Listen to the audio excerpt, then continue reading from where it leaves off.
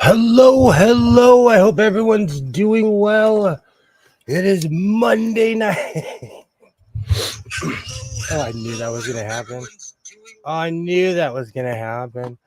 Awesome. I hope everyone's doing well. It is Monday night. Welcome to my so-called life. My name is William, the artist formerly known as Godless Sewing. I hope everyone's doing well. Hello. Awesome. Speaking of the artist formerly known as Godless Sewing, I have to do something really quick. Awesome. That's not a sock account. That's me. I had to boop myself really quick just to make myself a moderator on my own channel.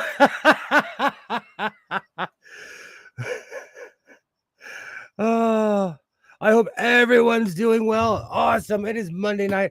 I have a bunch of cool stuff that I will be finishing this evening.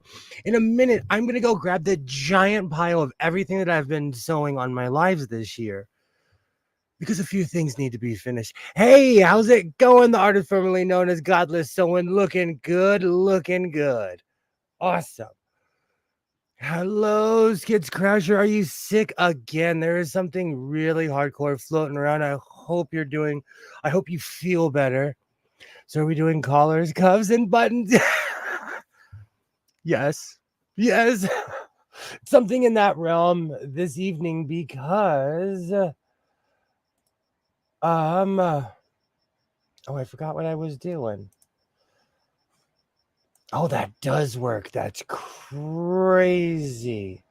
Anyways, I have quite a few unfinished projects, but I purchased something really cool at the thrift store today, and I'm actually really excited to put them on. It's going to take me a second. I just got home from Hans's MMA class.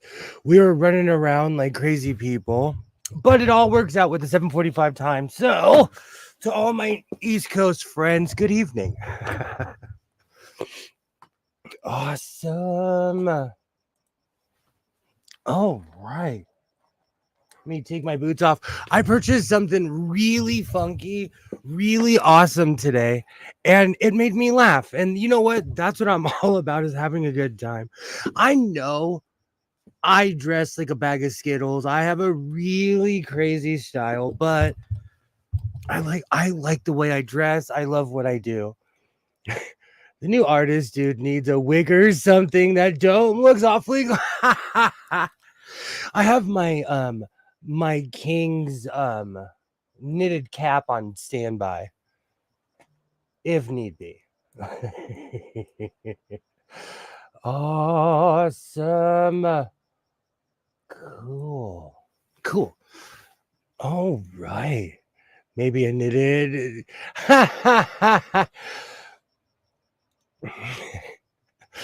Jinx. Hello. Sits. Hi, Sits. I'm just kidding. Hi, Skids. How are you? Okay, so for all my historians in the chat, I want everyone to think back to 1996, to the Atlanta Olympics. It was a balmy evening. A young man at the time named Michael Johnson walked onto the track and field track and shocked the world with his gold cleats. And ever since then, I was like, you know what? I want some gold cleats, but I'm not a runner. As you can still tell by my smoker's cough, I am not a runner. But today, hey Pam, hello, yay, hello. Today I found something amazing.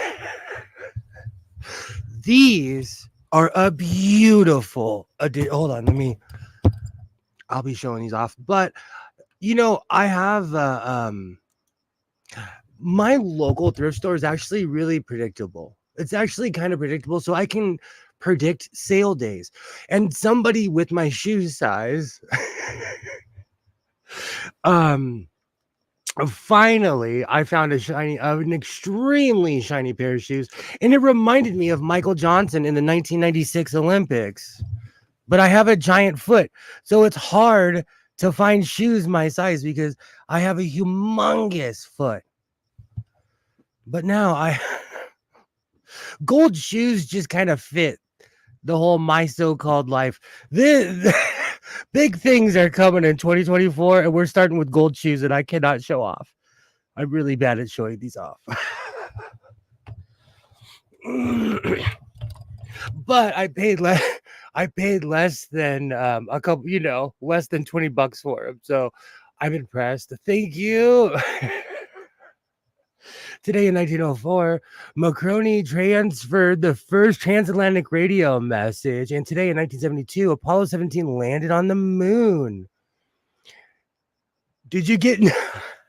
No, I did not go boot shopping because yesterday I decided to pull Christmas out. Hello, Waterlay. Hello, hello. How are you? Come in, join the fun. The water's fine. I have not read my disclaimer.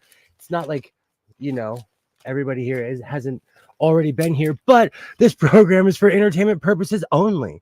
And this content is not intended to malign any religion, race, company, individual, or wigs, or shoes. All opinions expressed by, excuse me, my so-called life and program participants are solely their personal views and do not reflect the views of every single human being on planet Earth.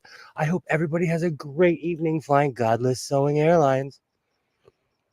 Those shoes would look great with the glitter purple cape. You see, I need something funky for all the shiny stuff I have. That was the whole point. Hello, Waternay.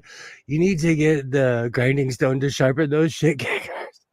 My shoes are doomed. I still might just bite the bullet and sew them on YouTube and see what happens. Yay, hello. The water here has a solid crust here. Our water is actually quite purified, ran through, and tastes great. And today in 2008, Bernie Madoff was arrested and charged for what should have been obvious by now. But you know one thing that I'm not even trying to be mean when I say this. The one good thing from Bernie Madoff ripping everybody off is that Kevin Bacon had to get a job again. So as consumers, we got Kevin Bacon again. So that's one good thing. And if it wasn't for Bernie Madoff, we would not have gotten Kevin Bacon. Oh, and these are comfortable too. These are comfortable shoes. Holy cow. I have to I gotta walk around in these because I have the new shoe song stuck in my head. I can't wait. Awesome. Do you know the lighting in this room and this cord?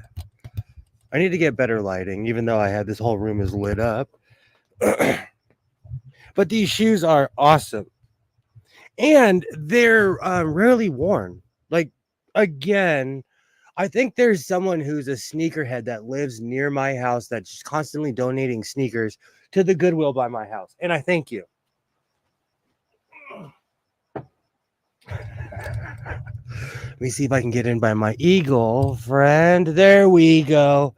These things are shiny. Oh, my lighting is not doing it. They're like reflecting against the lighting. These things are really comfortable too. Man, I really underestimated how comfortable these would have been. Oh, this is the third or fourth pair of shoes that I've purchased from that Goodwill that are like basically brand new.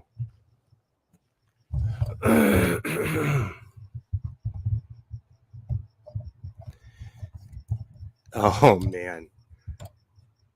Oh, mic stand. I know we need to do some justice by this mic stand. So in a minute, I'm going to go run and grab every project that I have started, not hemmed. We will be here. We will be here, Alibaba. Yay. That is a great bass line in the new Shoes song. Absolutely a great bass line. Awesome. I'll be in later, concerned that my sliders are inferior to the. I'm not a fan of slides. I'm not a fan of slides whatsoever. Awesome. Awesome.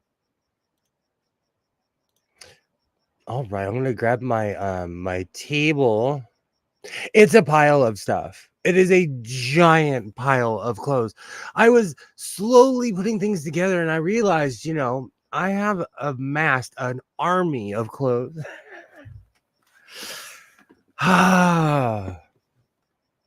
Where's Kilroy's comment? Oh, there it is. Now I have my hoopty stuck in my head. That was my era. So I knew about Sir Mix-a-Lot before the obvious song. I'm sure you can carry them all. I'm gonna try. I don't wear sandals. Nobody needs to see the worn dogs out. I'm not pro slide. And then one day everybody started wearing slides and Crocs. Can we talk about that for a second? I apologize. I literally just got home from running around. Can we talk about Crocs? Man, I just got home. I still have my janitor keys on. Oh, car keys. I still have my wallet in my pocket. Oh, perfect. There's my foot massaging house shoes. I wear fancy flu vog when I'm a girl about town. I need to go on that side of town and go find out about these fancy flu vog shoes. I have been wearing my fancy cowboy boots lately. Oh, man, these shoes are comfortable.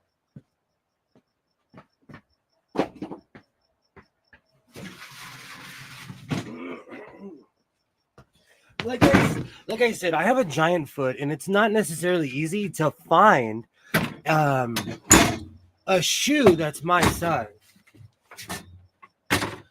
So when I do, and they're funky, I run at them.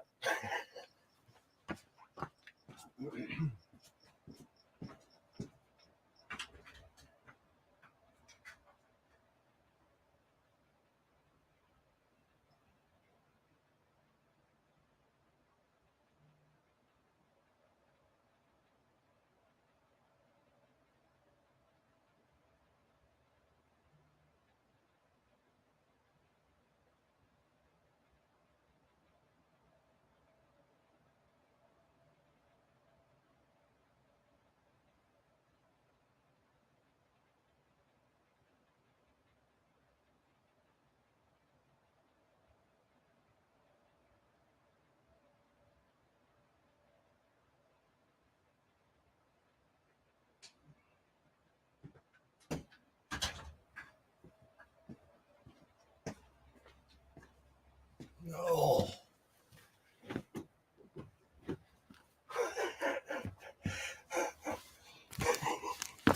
Okay, so these are just a couple of things that I've made, and these are just the things I've made recently because I've really had to hunt for everything. I have weird feet. They will never make Crocs to fit me.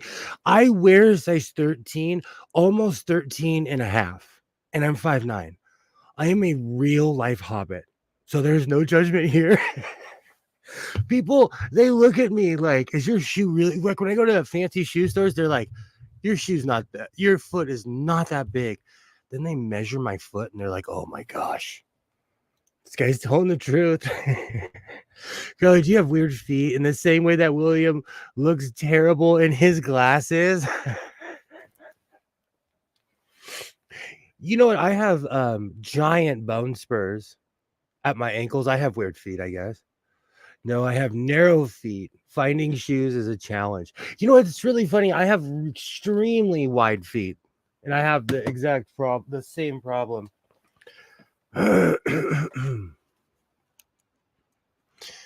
So I kind of organized my fabric yesterday. I put all the fabric that I've purchased in downtown and everything that I'm using right now. I tried to put it all in the same place at the same time, and I discovered a few things and a few things that I've forgotten, things that I've made just sitting here. Show designers do need to branch out more. Absolutely. Absolutely. So let's take a look. And you know what? Now that I'm sitting here, like the Miami Vice shirt isn't here. I just made this the other day. Should I line this with the material that I have? Or when I say line, I just mean finish the neck. Or, you know, give me some suggestions. We're gonna figure out the cuff problem. I'm gonna cuff a few shirts because we'd be here all night. I forgot about my pink shirt. Oh, let me take my shoes off. Okay, so in 2000, was it 2022? I want to say it was 2022. Was it 2022? I made assless chaps. But really, what I did was I cut up a pair of jeans and I forgot that they existed and I found them while I was cleaning.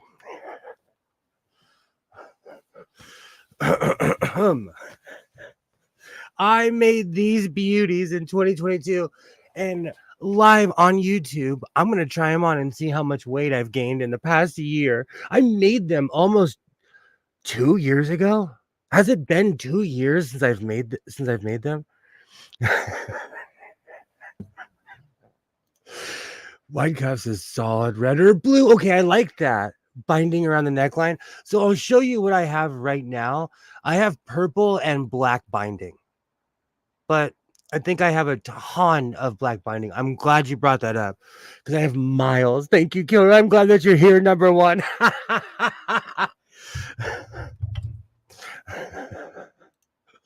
I will never show off my nalgas online. No, okay. So I'm very glad that you brought this up. These go over your pants. No one will be harmed in the filming of this live. No one in any way, shape, or form. Let me give another disclaimer. No nalgas will be shown on this.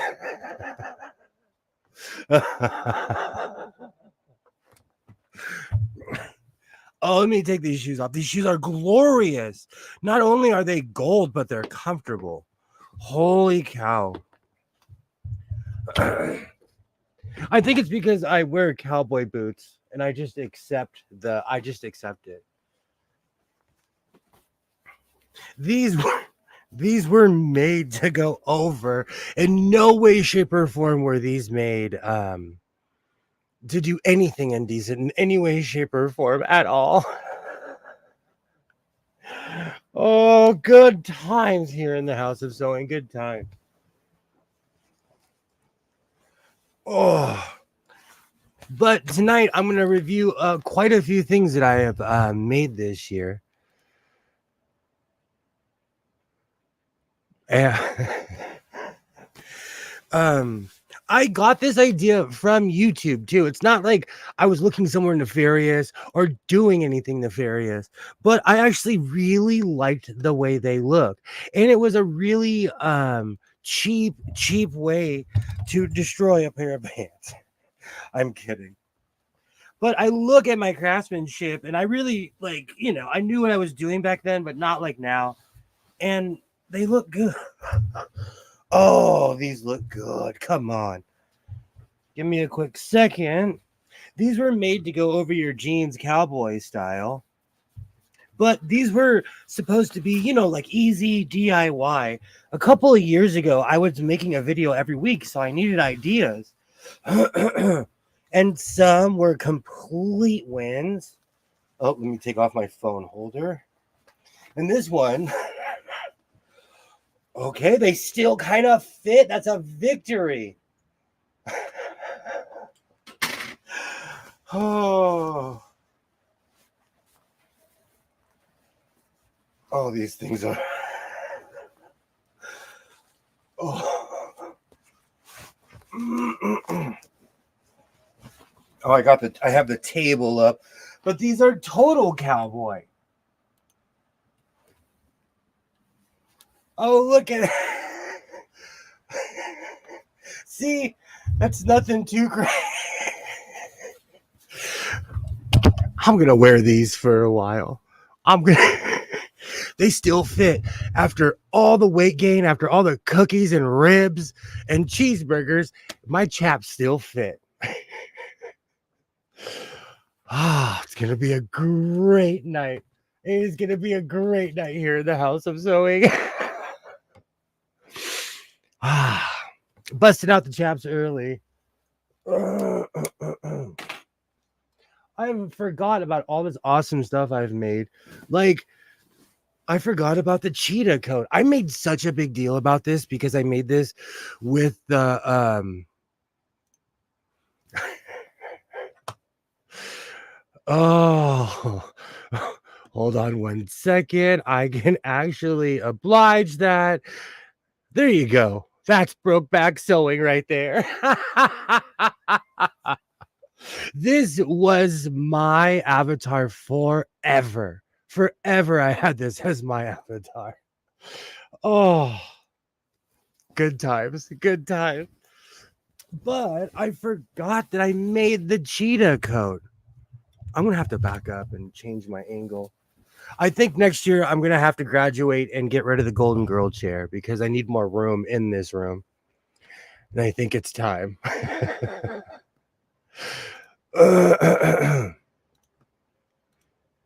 Because I'm constantly having to schlep the chair around and that camera is not. Okay.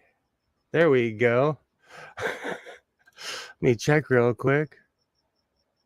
Okay, just making sure you still work, camera. Just making sure. Good grief. There's definitely some gremlins in my machine this evening. Oh. All these things are awesome. I forgot about the power of chaps.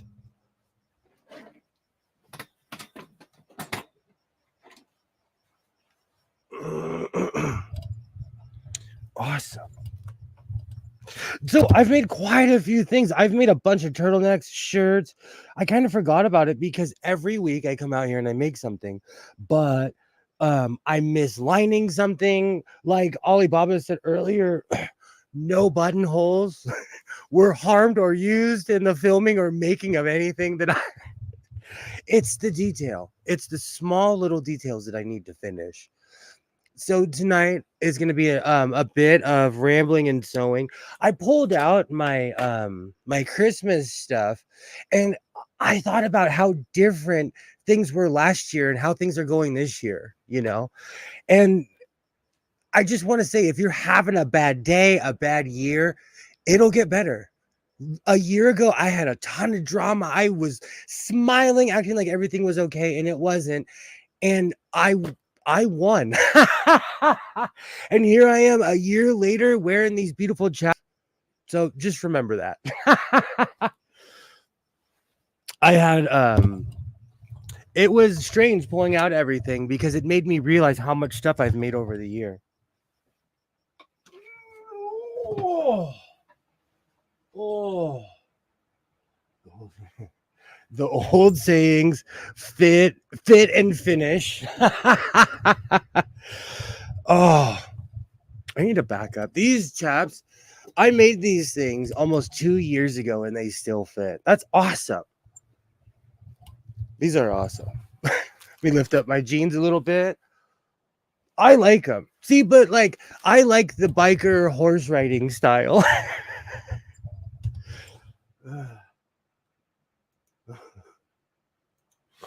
Awesome. Awesome. Oh, and I also found these just debacle of hammer pants that I made. I found a bunch of stretchy material and I made quite a few things, but these hammer pants, and yes, these are Buddhist robe orange. But I have to say, I really didn't know what I was doing, but I added elastic. Like, I really tried when I made these. I added elastic at the bottom, the top. There's a few missed stitches there, but these look great.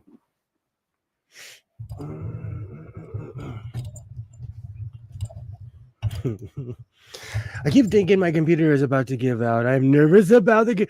We'll be here. I will be here for a while, Alibaba. If you lived any closer, I would send you I would send you one. Oh, that's hilarious.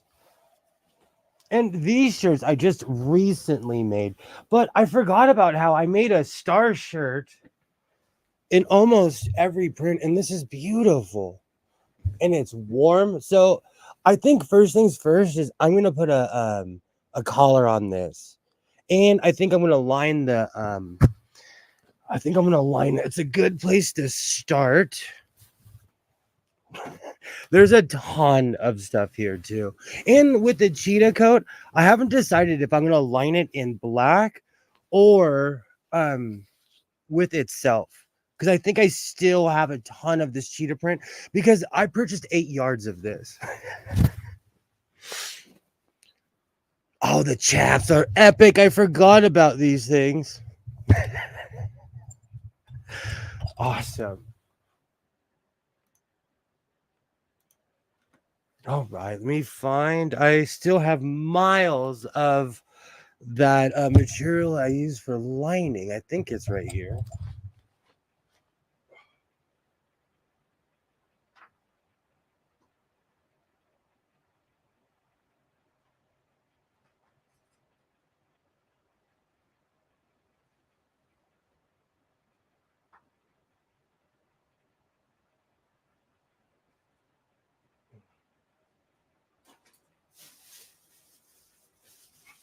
I had to find it first. Awesome. I knew I still had a ton left over. First things first, what I'm going to do is I'm going to cut strips. Oh, that's perfect. Something like a scrap like this is perfect because I'm just going to cut strips along the side and use it to finish and line the project. And it's going to look great because it's black on black. Perfect. And I purchased a blazer. Well, at first I thought it was a jacket, but it was a blazer.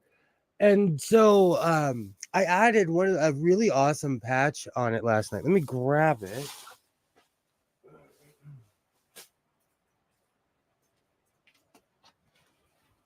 Oh, I think it's hidden on the other side. But I have quite a few projects that are going on at the same time in this room. Hence this pile.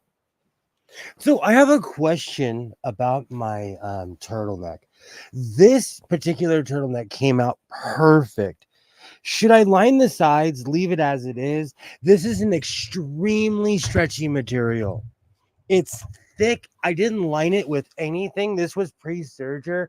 This project was a complete home run.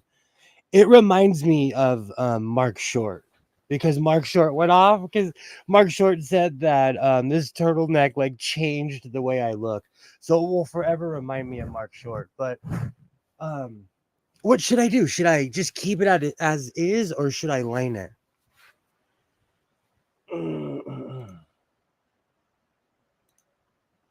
I think that cheetah coat should get a proper lining for coats. I still have a ton of that stuff I purchased on the first day I went downtown. I still have a ton of that really shiny lining that's inside of every jacket. That black, thickish satin stuff. I like that idea.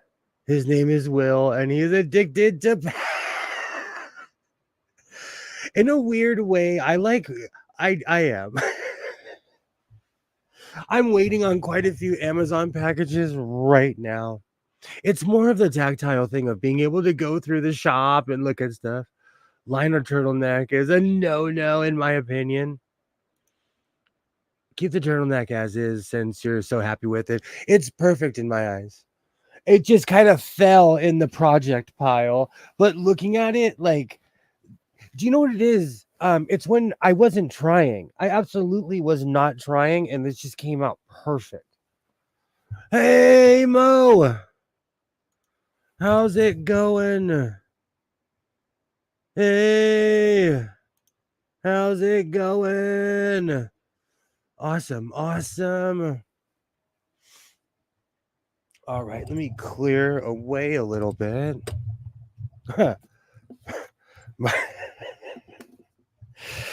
Oh, it's been a crazy day. You know what's really funny? Usually this time of year, everything is kind of slow, but with the classes, I keep on wanting to call it karate, but it's MMA. With everything that's going on, it's been a busy end of the year.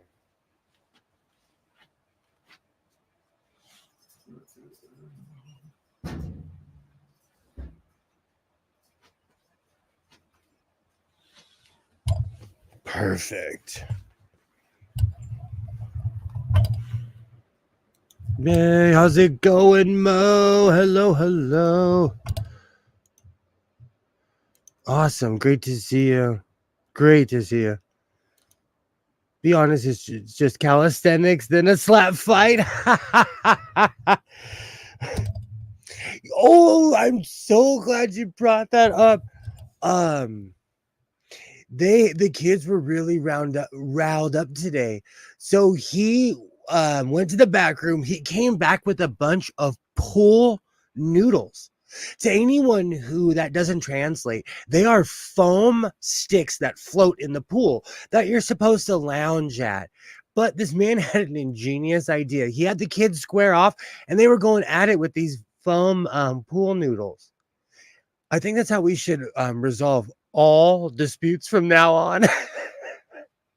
Oh, it made me laugh. Oh, it made me laugh. These kids went at it with the foam pool noodles. I was dying.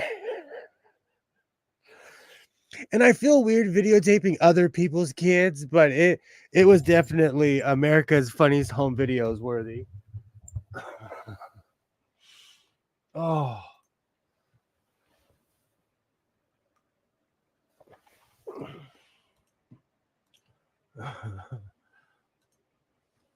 Pool noodle duels. I was like, you know what? That's really constructive. That is really constructive. No one gets hurt. They give the slapping sound. Everybody gets the effect of they get the feeling of doing something effective, even though it's not, you know.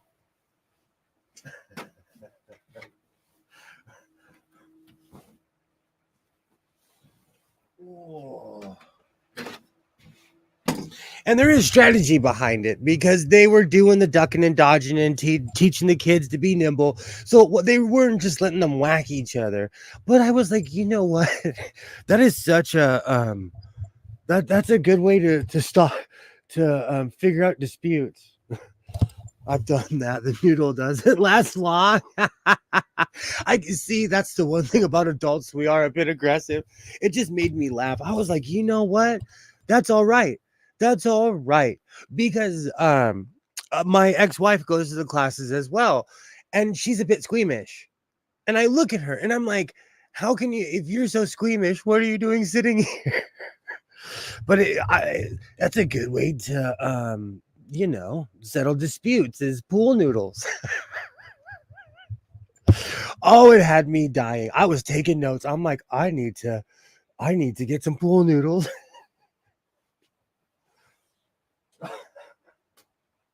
And they were the big floppy ones too.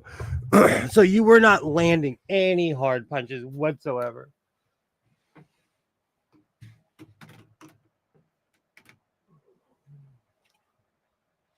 All right. There was something else I was going to bring up, but I completely forgot. Do you know the people the people at my local Goodwill, they look at me and they wonder, what do I do with all of this stuff? Years ago, a manager who doesn't work there anymore, years ago, she asked me, what do you do with all of these black t-shirts that you buy? And I jokingly told her, "You don't want to know." After I said that, do you know she never spoke to me again? She she quite literally never said a word to me again. And I'm sure she told everybody that that cowboy guy is weird. But it makes me laugh. Some of the looks I get at my local Goodwill. Everywhere else, it's like cheers. But at my local Goodwill, I get the strangest looks from the employees. All right, there's a good strip.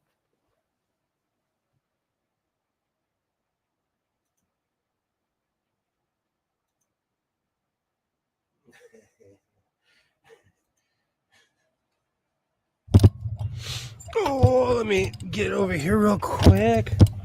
I had a punching bag off to the side. I got angry instead of punching someone. I love it.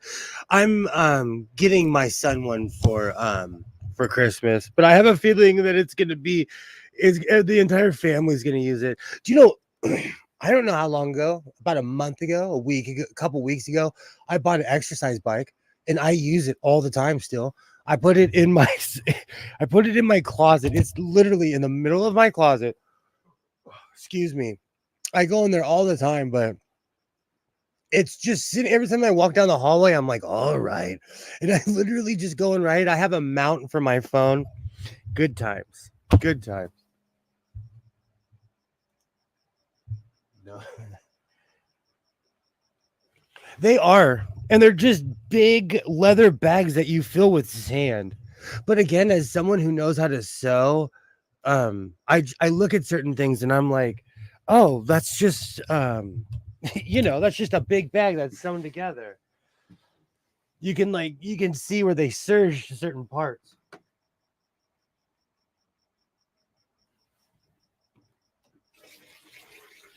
Beautiful.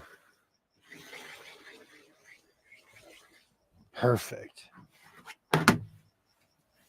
All right. So I think that's long enough for both sides. I need a strip for the cuffs.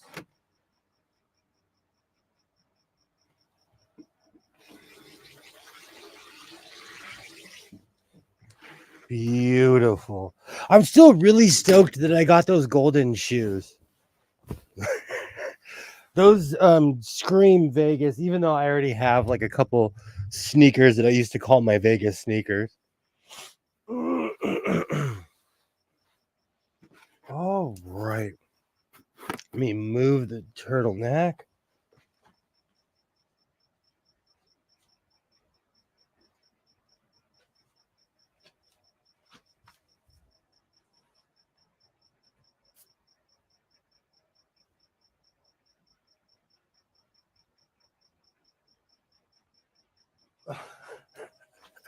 I forgot about that. Today, while I found the golden shoes, there were quite a few pairs of shoes.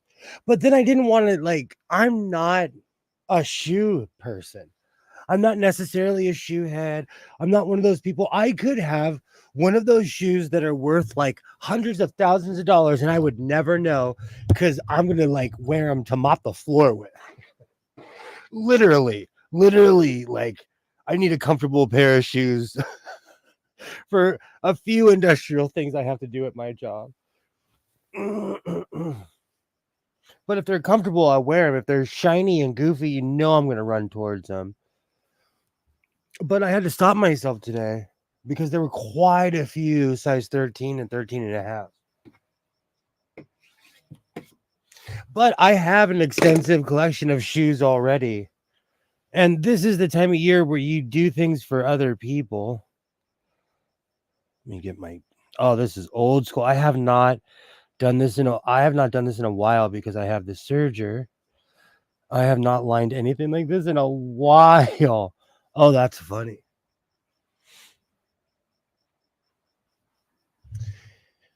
And it's always something that we forget in here in the house of sewing, and it's usually my pin cushion.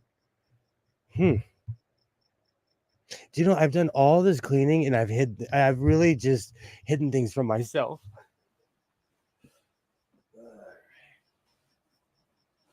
Beautiful. I wonder where the other one is. Let me check the chat. I thought all the crickets would be gone by now, but yes, they are still around. I only have 2 pairs of shoes, one for work and for casual.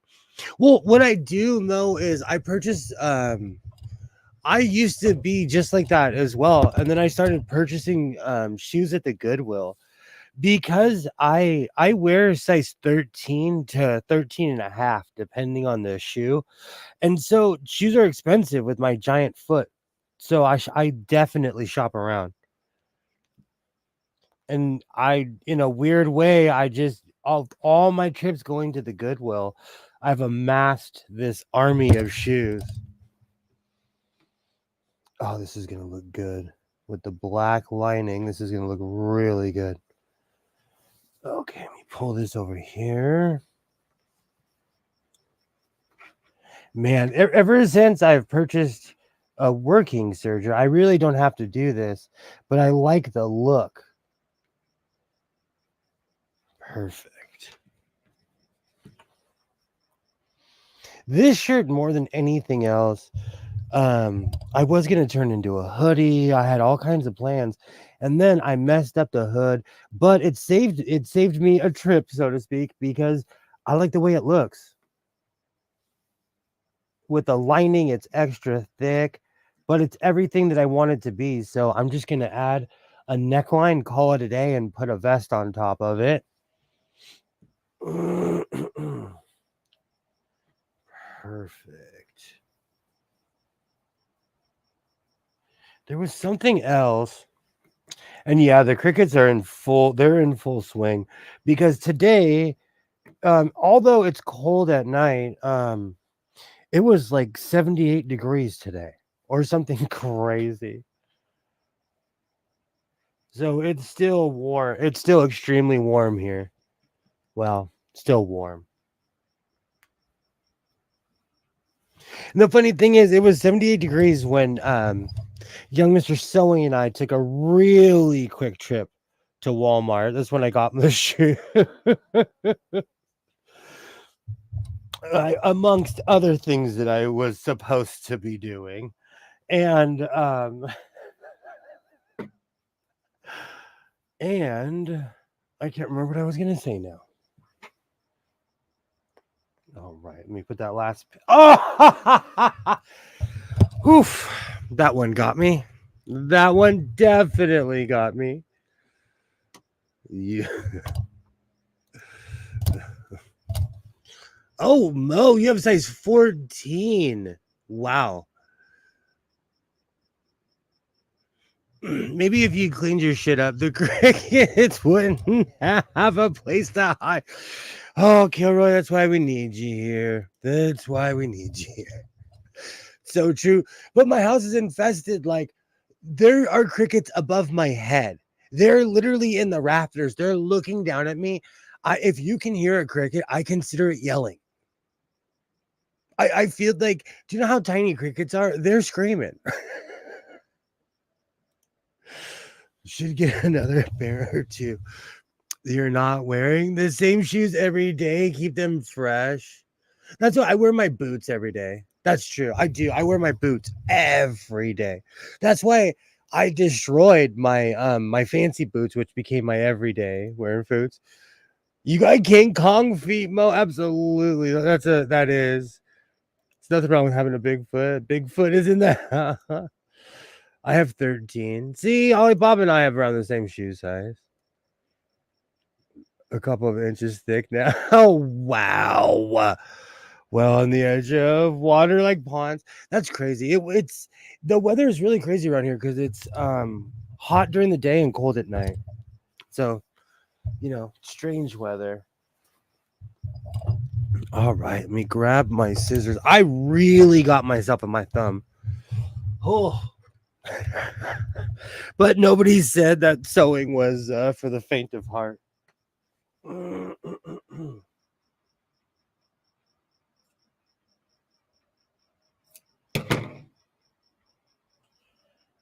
Perfect. Perfect. All right. Make sure that side's even with the other side. I'm going to turn it over. So I think I'm going to sew it section by section. Usually I pin everything in place, but I've really been sticking myself lately. And so I'm going to sew this section by section. And plus, I have a feeling I'm going to have to cut more pieces. All right, that's in the front, so it has to look good. I've been really going through everything, and it's just been reminding me of everything that's happened this year. And, you know, compared to all the other years, this has been a good year. And I want to thank everybody because last year I was kind of smiling and I had a lot going on, but this year has just been a great year. I made a ton of stuff, made a bunch of new friends. Oh, so it's all positive. And my quest to add color to my wardrobe has definitely been successful as I'm lining a black shirt. But I've, now I shine like glitter because it's natural. Kidding, that's literally a song from a line. A line from a song that I listen to all the time. I was actually listening to it earlier. Perfect. Perfect.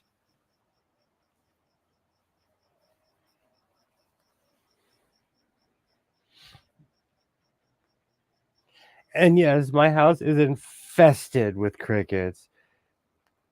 I just of course they stopped chirping when I said that. And I just recently got new neighbors. That's how I know that my neighbor, my old neighbor, kind of sold his house to a private. He kind of went the janky way and did it private cuz nothing was public or none of it. He had a couple open houses, but then I have a feeling a company purchased the house because there's people already moving in.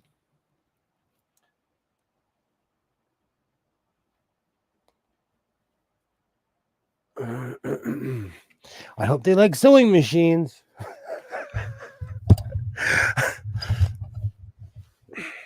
See, the problem is I have to break in a new neighbor. They're going to look at me crazy when they see me sewing on the side of my house. But, I live in Southern California and it's beautiful outside all the time. So I like to go outside. Oh, perfect. All right, let me clear the desk a little bit. I hope everybody's having a great evening. Oh, it's been a bit chaotic around here. Oh,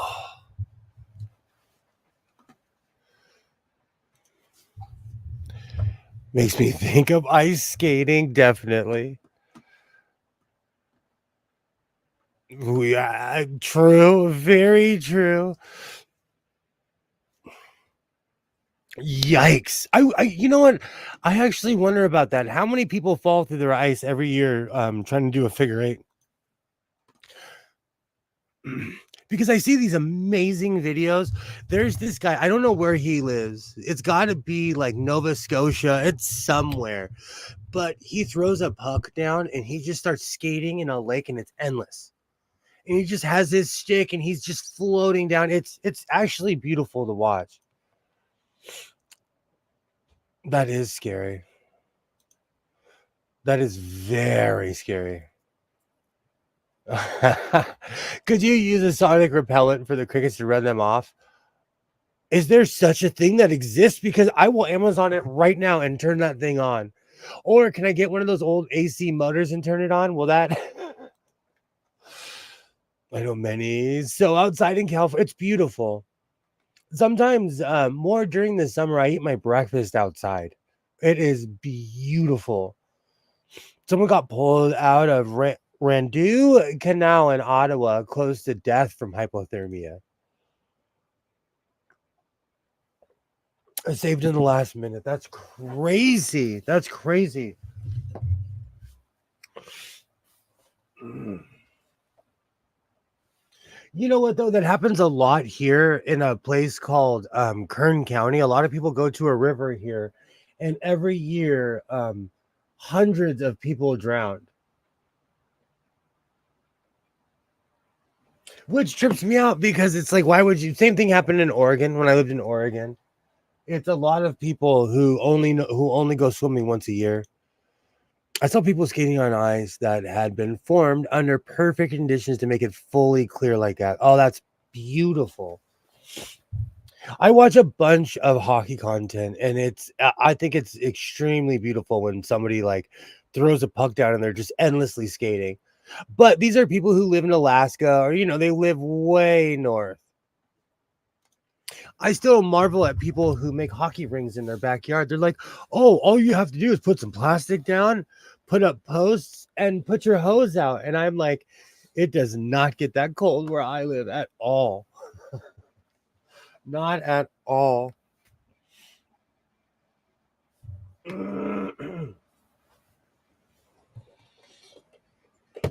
haven't gone on Facebook in a while. I have not. I'm just true confessions right now because there's so much politics and drama, and I'm just over it. But I need to make my once a year post of like, oh, I hope everyone's okay. But I got some of the best hockey content on Facebook, but it got a little too political for me, so I just backed off from it. In Saskatoon, that happens sometimes on the Sac River. Can see fish through 6-foot thick ice. There was a military M135 we drove out on the ice into. Oh, that's crazy. Never understood skating of any kind. Looks extremely dangerous to me. I'm obsessed with rollerblading, and I love the look on people's face when I get in the skating ring when I'm ice skating, and they're like, "Can this guy skate?" And I am just a ripper. I love skating. Oh, that's hilarious.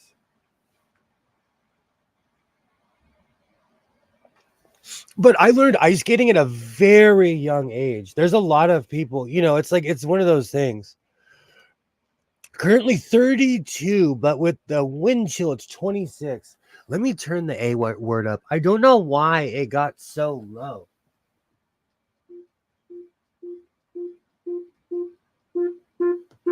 Alexa, what's the temperature right now? Right now, it's 52 degrees Fahrenheit. That's 52 in Southern California. Absolutely beautiful. That is absolutely amazing, Alibaba. 29. No, I will not gripe about the 70-degree weather that we've been getting lately. There's that ice road across one of the Great Lakes too. I was late to skating. I did what my friends did. Kids are funny that way, and I got into rollerblading, but everybody played hockey, so I went and got lessons and started playing hockey. 44. Yikes. It's good. You guys are cool. I'm sitting here in a vest, long sleeve, and pants. 30 is better than 20. Absolutely. Yikes. Waterday. It is so neat seeing fish right below me, super clear, like there was nothing, not even tiny bubbles in the ice. That's crazy. I'm surprised you haven't skated, Kilroy. And how does a Canadian arrive late to skate?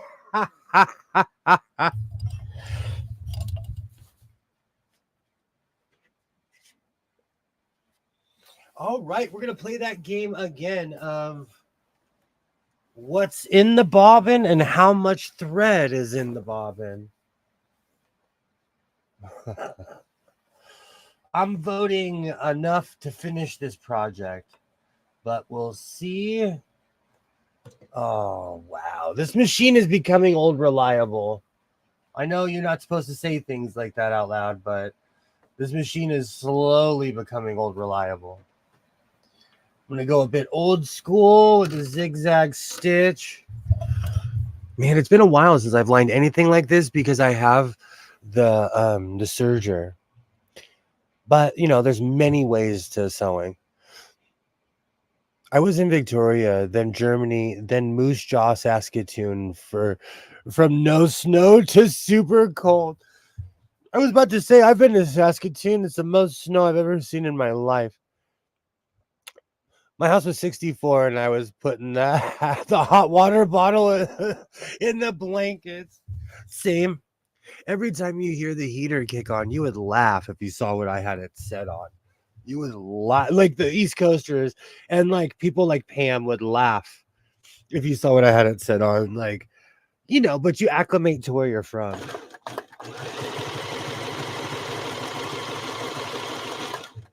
Oh, it's been a while since I've done this. AKA finish up a project. Okay. That is so strange.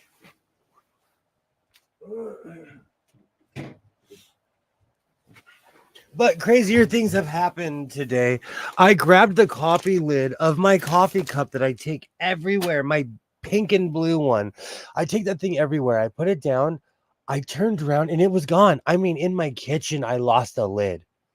But luckily, Isaiah has a cup the same size, so I just grabbed his lid. But today's been kind of a crazy day in that way. Not a lot of indoor rinks there. Do you know, like when I see people skating in different states and they have like hockey games outside, I'm so jealous because we have to have them inside. What do you have it set to? Inquiring minds want to know. I have it set to it's a zigzag stitch, and on the Natalie Baby Lock, I have it on the third setting. It's just more of a wide stitch. When I did it, when I really I can't say I didn't know what I was doing, but I had a lot of self-taught habits, and so I used the zigzag stitch for everything when I didn't know. Oh, I'm sorry, you're talking about the heater. In my house, if it goes anything but anything below 60 degrees, 59 if I'm feeling froggy. My heater is set at 60. If my house dips below 60, the heater kicks on. I haven't really been into hockey either. I'm obsessed. But as a kid, I was really into sports. I was there for the end of Gretzky's career. Those were magical times around here.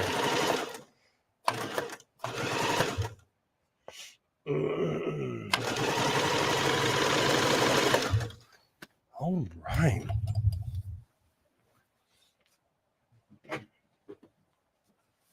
And I forgot. I'm still wearing the chaps. I completely forgot about that. I did make these 2 years ago in December. I haven't really been into hockey either. I have mine at 70, 73. Oh, wow. Temperature is such a funny thing. I have an elevated body temperature, but I don't like to be cold. It's, human beings are so funny that way. But standing next to me, I'm like a space heater. But I cannot stand being cold. It's funny that way.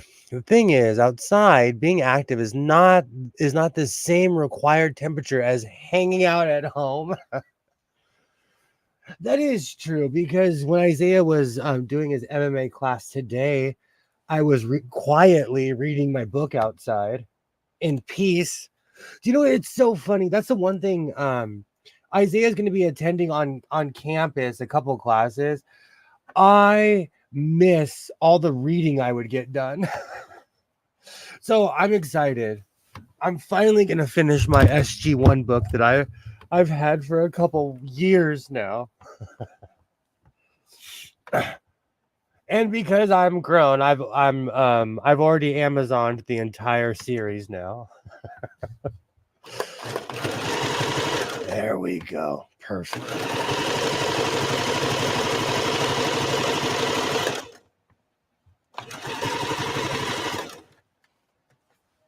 But if I feel like, as far as my heater goes, I'm just, when it gets cold here, it gets cold. So I do not play with my heater.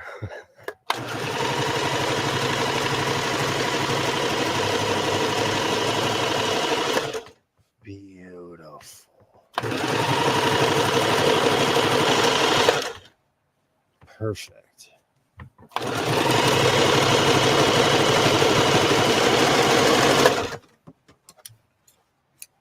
All right. I also have a baby here, also 3-month-old. That is true. That is true. I'm a lizard. I am like a humid lizard. It's the weirdest thing. I've asked doctors, like, what is wrong with me? Like, it's the strangest thing, but I have a constant elevated body temperature. So I'm always feeling either too hot or too cold. Oh, what are you caught on? Okay, perfect. All right. I'm going to reinforce this because this is something that I am going to be wearing all the time. I like there's a certain style that I dress a certain way, but I also like clothes that you can just throw over something and like not have to worry about what you're going to wear for the day. So I like big sweatshirts and that look.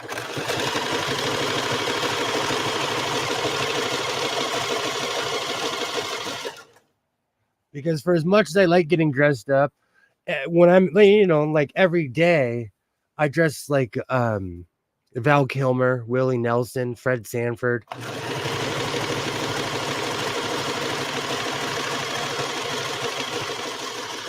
And when I say Val Kilmer, I mean Val Kilmer now.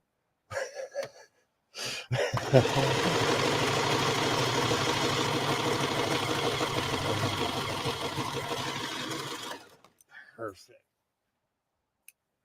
And see, that's the beautiful thing. That's the one thing I love about sewing is that I find fabric and patterns that I love and things that I'm into. And eventually, one day, I will finish the project. Oh, that's perfect. All right, that is perfect. Let me start on the other side. This particular piece is important to me because I think I found every variation that Mr. Modelo had of this, and I wear the other two that I've made, but I have not been wearing this one.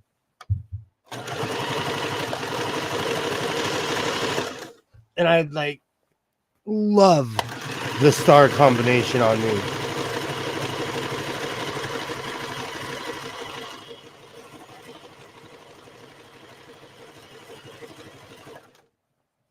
Perfect.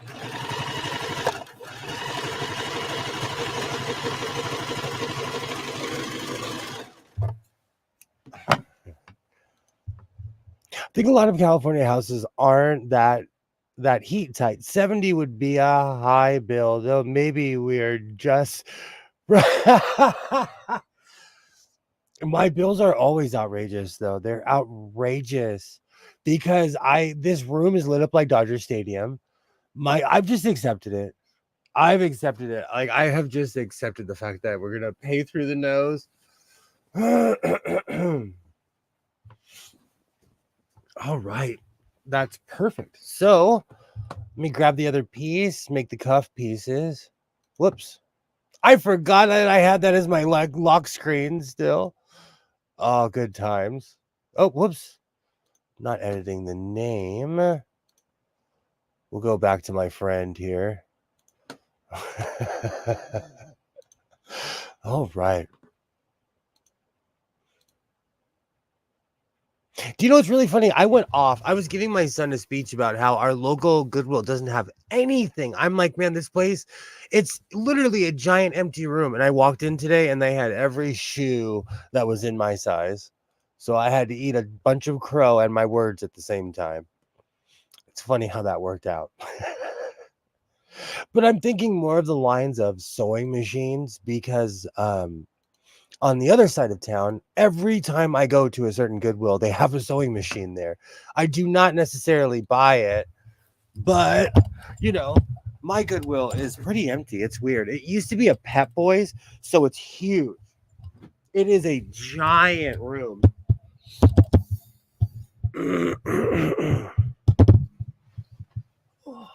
I think I'm just biased because the Goodwill by my house isn't as good as all the other ones.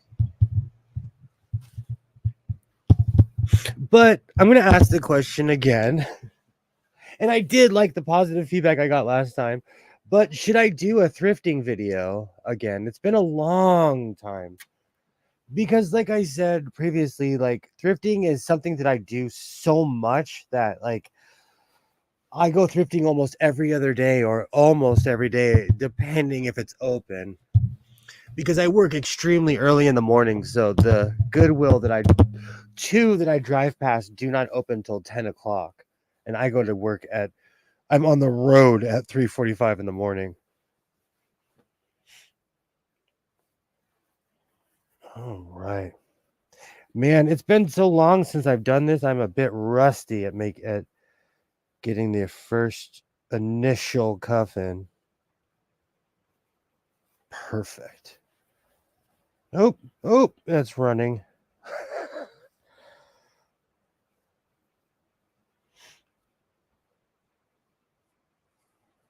Perfect. It's the initial pin that's important because after that I can start adjusting and moving everything around.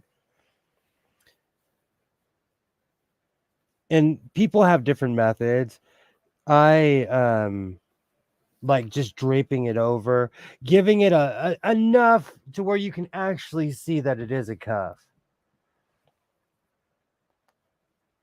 And I still have new shoes stuck in my head.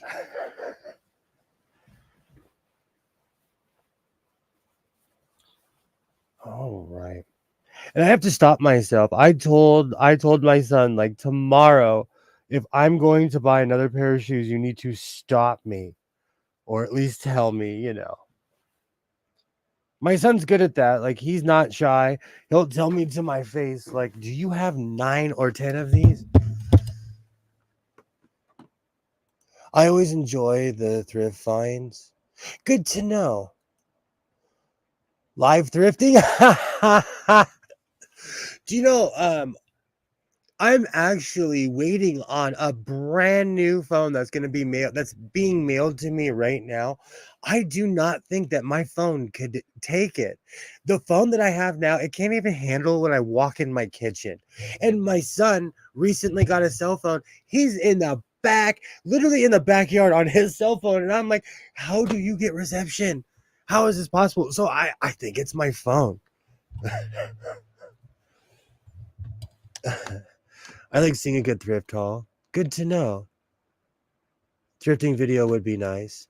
I used to make mega thrifting videos when I would go to Ventura because on Main Street, at least I haven't been there since I got my ticket. Wow, it's been a year or two. It's been a while. But on Main Street in Ventura, they had like 9 or 10 thrift stores and they would let me walk in with my camera. That's the important thing. Like I've walked into a couple thrift stores and they're like, yeah, you can't record in here. Most don't say anything. But like my camera, oh, it's obvious. It's super obvious. Let's see if I didn't make the noise because this isn't the one. But when I'm walking around like this with my camera, some people are okay with it and some people aren't. And I respect people's privacy. I try to. So I try not to record people. Like recently when I was recording at the swap meet, people were walking back and forth. That's on you. You are voluntarily in public. It's different. Like I didn't go out purposely seeking to put these people in my video.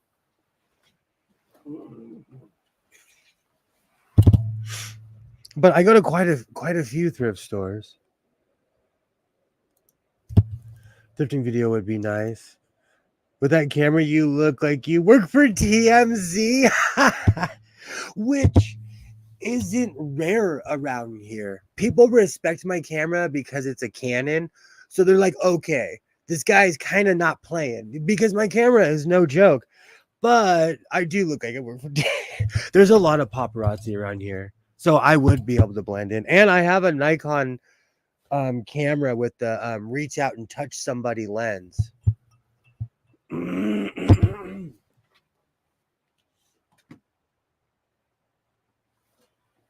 Oh.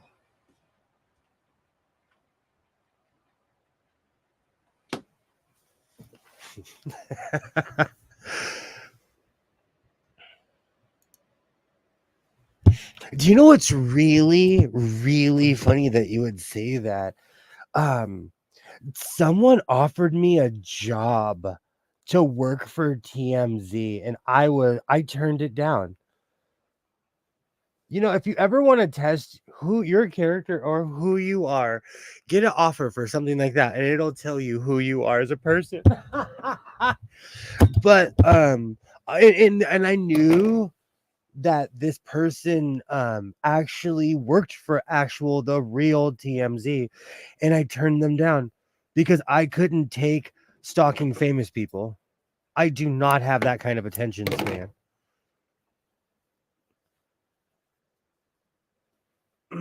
So in a weird way, I could have worked for TMZ. I just couldn't look myself in the mirror stalking people like that. Like I pride myself on minding my own business. I'm sure they pay well, but I'm not gonna hang out like outside someone's house or something. That's just weird to me.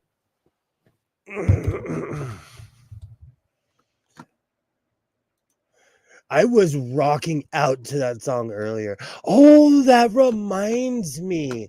I haven't finished my oh, thank you, Skits. Now I have rah rah Sewingstein.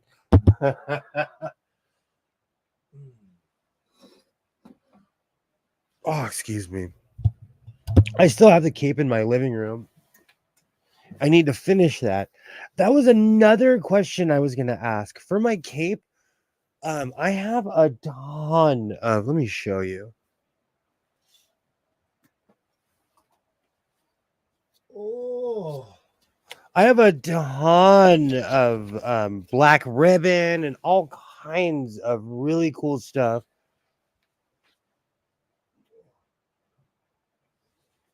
And I was thinking about just lining my cape with this because my cape just needs it needs to be lined, but it needs something a little bit more thick like this. And I have 2 containers of this, and this is 9 feet. So I have 18 feet of this. I think this will work on my cape. As Rah Rah Rasputin is blasting in my ears now. My Hoopty was a great song. Sir Mix-a-Lot was really underrated because of the I like Big Butt song because it was so commercial. But Sir Mix-a-Lot had a career before that song. Hey, I'm out some new shoes on, and suddenly everything's right. That song is such a banger. I still listen to it. And that song is in my playlist. That and what you gonna do when you get out of jail? I'm gonna have some fun. What do you consider fun? Do you know? I think it's because I grew up around the older generation. I generate more towards that era of music. And there's people because I'm in here rocking out, sewing. There's people that walk past my house and they're like, "How old are you, sir? How old are you?" especially when I was listening to Slayer South of Heaven. A neighbor of mine, he was walking and he heard me drive by, and I literally saw him turn. I was like, uh-oh. And he walked past my house. He's like, was that Slayer South of Heaven? I was like, yeah. He's like, that's really cool, man. And then he just kept walking. Oh, good time. That's how you make friends with your neighbors, when you find out that you're both metalheads. Oh, I guess it would be rare in today's world. I still listen to the stuff from back in the day, so it's relevant in my life. It really hasn't gone anywhere, but I could imagine if you haven't heard the song in 20, 30 years, it's shocking to see somebody driving by like it's 1987. South of Heaven was 1989 for all the scorekeepers.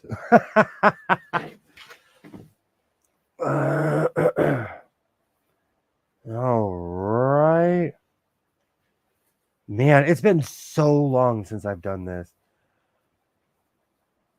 This is how I finished most of my coats. I like the way this looks. I actually love the way this looks. I'm going to finish the neck as well. I'm so glad I decided to finish a few projects, because I ended up digging through a few things, and in a weird way, like I wasn't losing my sojo, but I make a lot of stuff. And looking through all that stuff, I was like, you know what? I am going in the right direction. Perfect. Oh, thank you, Skits. I now have Rasputin. Just it's there. It's trying. Perfect. And that's another thing. That's why I loved looking at the stuff from last year, because as the years go on, my style improves more and more as the years go on. And although I'm still a pirate, my sewing is becoming less and less pirates like sewing.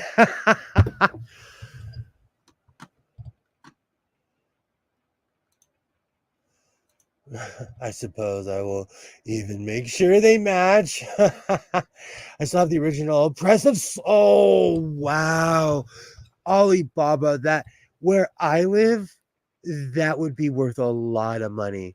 If you ever feel like getting rich off of one album, sell that to a Southern Californian. That is awesome. Those are the kind of that's the kind of things that I go looking for when I do go thrifting, because I go through the records, but like I have every Jets album that ever came out. I have every Bobby Brown. Who remembers the Jets? I have all kinds of records, but like Slayer, stuff like that, it's really rare because people keep those forever. I have some really nice collectibles. That's awesome. And here I'm thinking, me having Bobby Brown's entire career on vinyl is rare. I have some cool stuff. Like I have Mother's Milk from the Red Hot Chili Peppers on vinyl. I have a bunch of really cool stuff. And I really didn't even think about it until COVID, until people started pulling out their records again.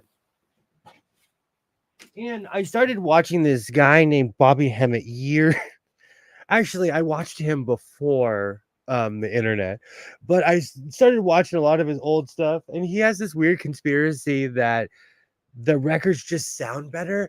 But to me, I don't know. I don't know. Like, I just got a Bluetooth speaker, and I was blasting my Bluetooth speaker. It sounded, I was rocking out, I was dancing. It's the same effect to me. I don't know. Maybe I just don't have an ear for music. I don't know.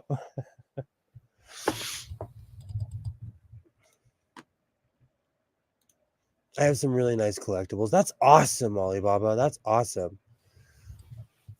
I have a ton of sci-fi collectibles. That's my thing. I thought I had another strip somewhere around here. I might have to cut another one for the neckline. And for anyone wondering, I do cut darts. I know I seem like I don't know what I'm doing, but while I'm sitting here and rambling, I do cut darts into any neckline that I put on.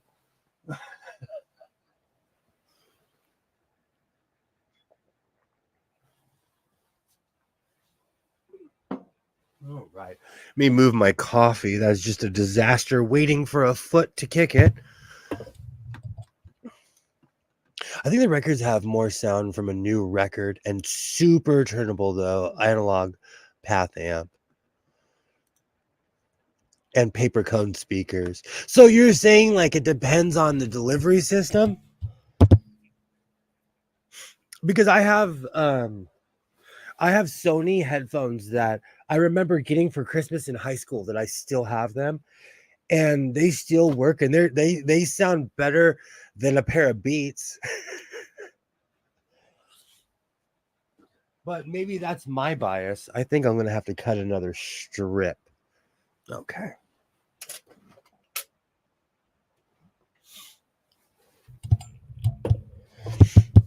Sometimes I think it's more environmental.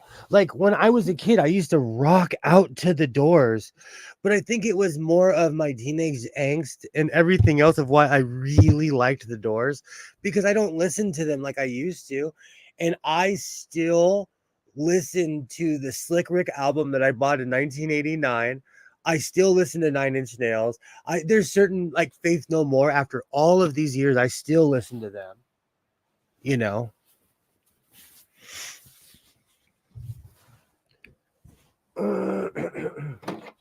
I guess it just depends on the band. All right.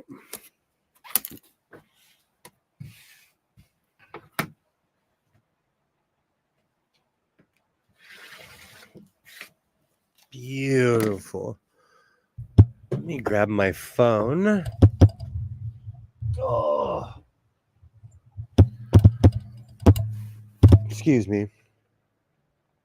I love my Sony digitals. I still have Sony headphones that I remember opening them up and being like, "Thanks, Mom and Dad." And seriously, I think 27 years later or something crazy, they still work. Studio headset. Every 16-year-old in history has loved the Doors, and by the time they're 23, they hate the Doors. Serious, that is so true, Gilroy. I think that's what it is. That's the age. Me and my friends would just like sit there and like listen to them and geek out. But I think it's the teenage angst. You're so right. I'm not into punk music. I was really into punk music and I'm not into it. Again, the true test is are you listening to it? I still listen to No Effects, but I listen to specific albums. I'm not like they still make albums. I'm not going out and buying their new albums. I can't believe I just admitted that. And like the lead singer has got to be in his 60s by now. Oh man. That eagle looks like an undercover cop waiting to sell some acid. Do you know, Skids? I think it is beautiful that you have developed. You and the eagle now have beef like Peter Griffith and that weird chicken on the Family Guy. It's the code. Do you know what's so? I think it's because I grew up like my pops was crazy.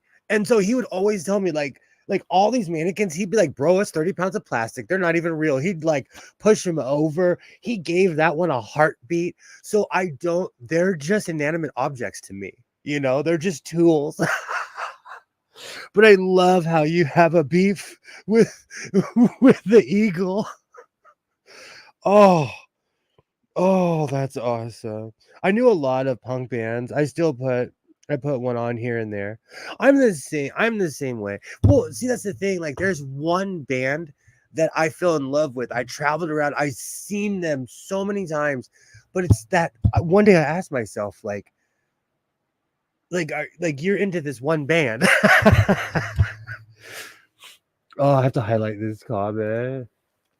Never could get into punk. Having a seizure on stage and keeping your teenage anger alive past its expiration date isn't a quality performance. I think that's what it is too. Like, there's this one song that I listen to all the time, and I made the mistake. I can't even say on YouTube the name of the title because it's so hardcore, but I made the mistake of clicking on a live performance of these people in 2023. They're still performing that same song. I saw I saw Doctor Who. I know about the that was such a good. Those were such good episodes. I do not anthropomorphize anything that isn't moving. And so because of that, you know what's so funny? I don't even like the eagle is just an inanimate object to me. I walk past it, I move it. Oh, but like I always say, if that thing jumped, I would jump. We would all go viral together. All right, I'm gonna turn this over. Oh, that's gonna look good. I really didn't know what I wanted to do with this, and so making it a giant, just making it a giant shirt worked. Beautiful.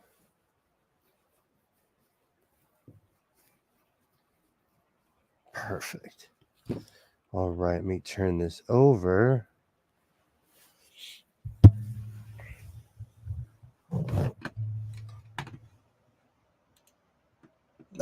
Who, Venom? Lots of bands still tour. Oh my gosh. Everybody still tours. I constantly watch Belle Biv DeVoe videos because that was my era. Hold on, let's see if I can still say it. Smoothed out on the R&B. No, I can't say it. Smoothed out on the R&B tip. Wow. 28 years ago, I used to be able to say it. But Belle Biv DeVoe is my group. I still get advertisements for them.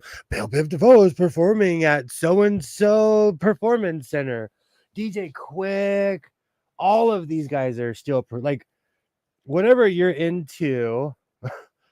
If they're around, they're probably still performing.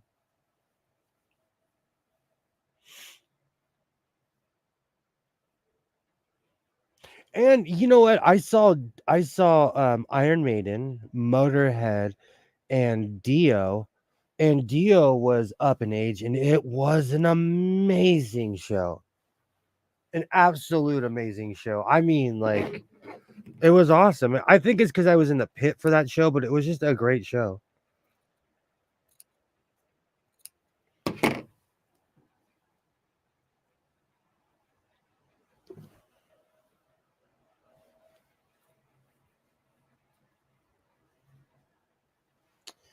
Sorry, I'm trying to concentrate on where I just cut that dart. All right, we got that. Now I'm going to pull that. Actually, I should pin that piece in place while it's nice and straight. Perfect. All right, now I'm going to pull it on the dart. Beautiful.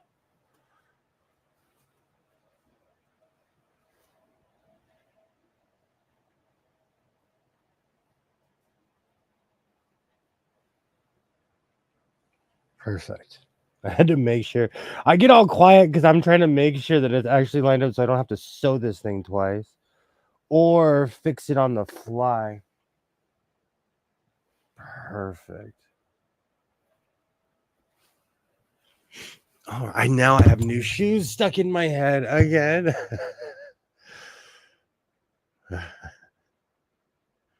Always good on stage. Same with Iron Maiden.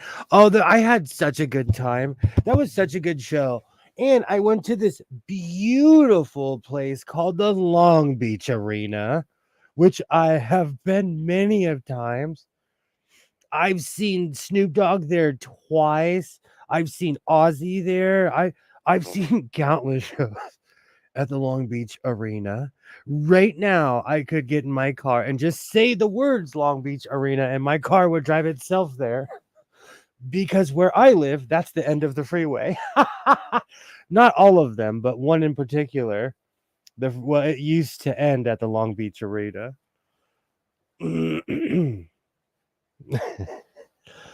I saw Ozzy with Randy Rhoads. That is so awesome.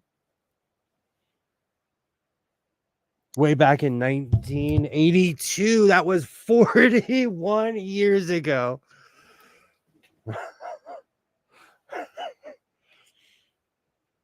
Perfect.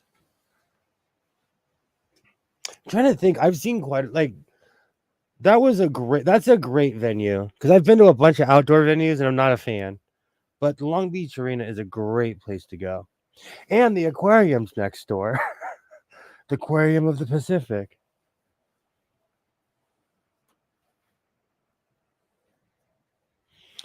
Oh, there's nothing wrong with being old, Alibaba. It's a prerequisite here.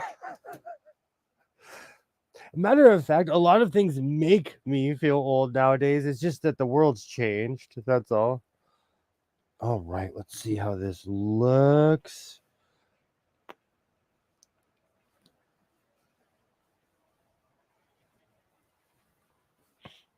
Beautiful.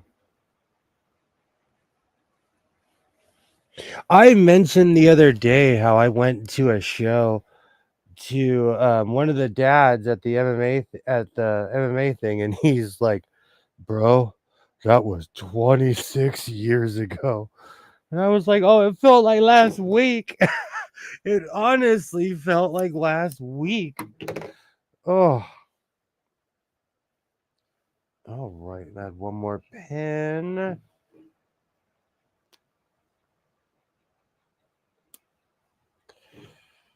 Okay.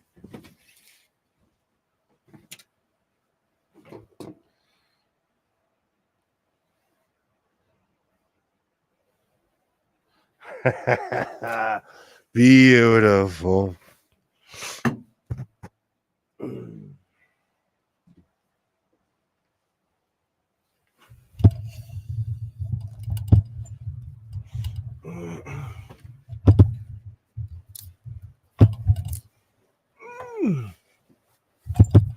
All right. You know, I gave in to temptation today. Coming down to the U.S. Disturbs some. Isaiah's MMA class is like within walking distance of a Jack in a Box. And while they were in class, I was sitting there reading my book, and I was like, "Well, I'm still kind of hungry," and I went to Jack in the Box.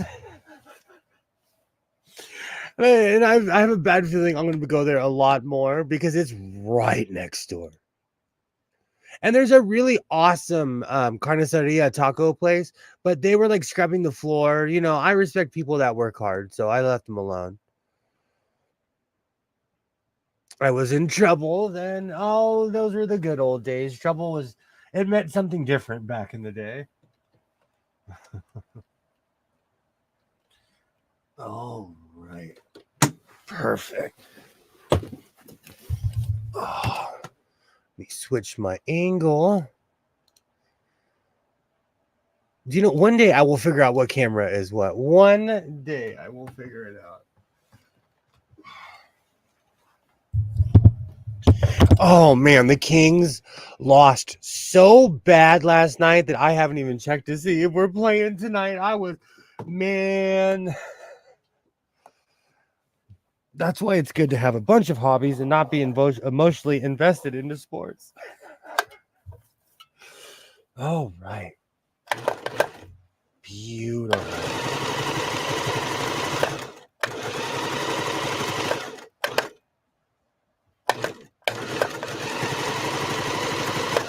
Perfect.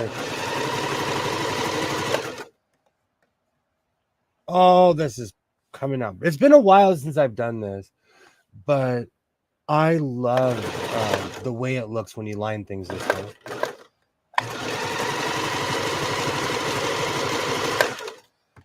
beautiful. Let me get my pin cushion, which is my new tradition to forget this thing.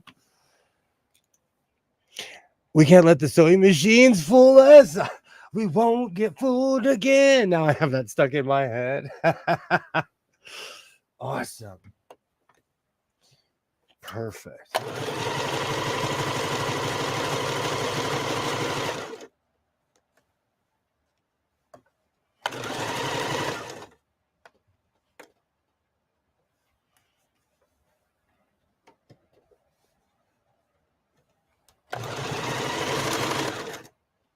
Oh, where did the bobbin why end up? Oh, that's so funny. You know, here in the House of Sewing, I am constantly playing bobbin roulette.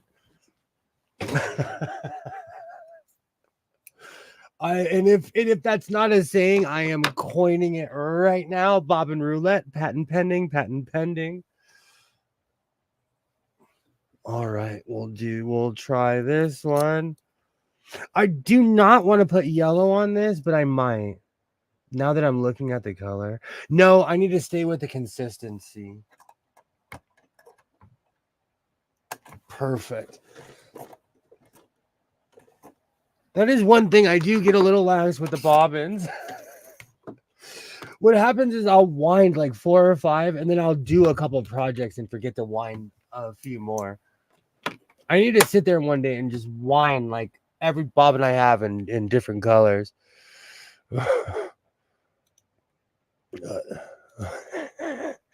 Well, you have to walk the plank. Well, you've beat those bobbins. I have. Only squatties here. Dang right.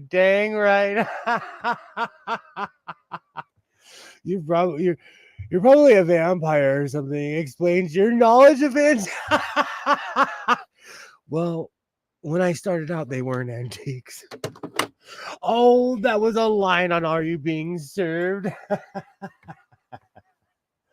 I literally watched just yesterday. Good show. Oh. Okay. Why don't you come and join Water Day? Oh, I have new shoes stuck in my head again.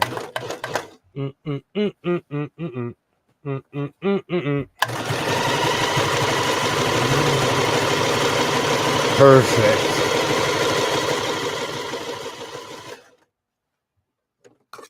I'm really securing these arms because as you can see, I'm a happy, flappy human. And so my cuffs have to be triple reinforced because I'm moving around all the time. All right.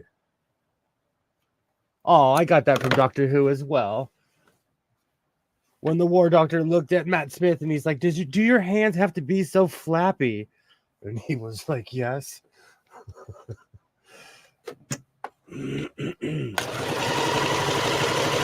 Perfect.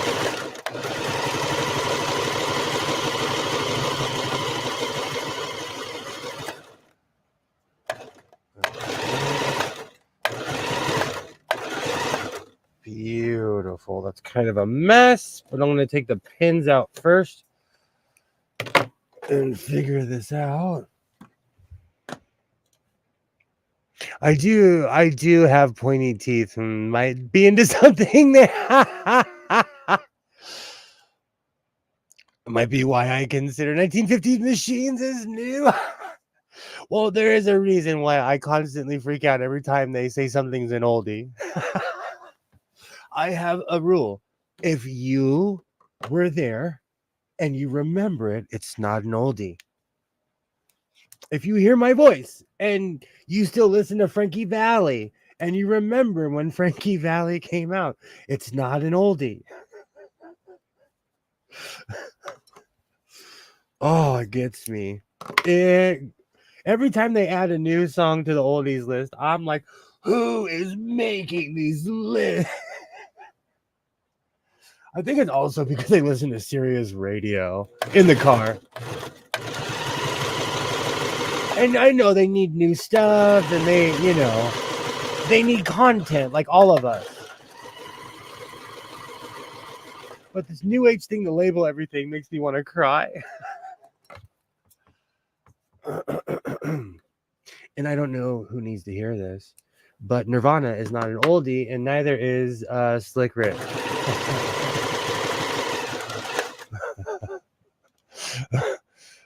Hello, Vampire Waternay.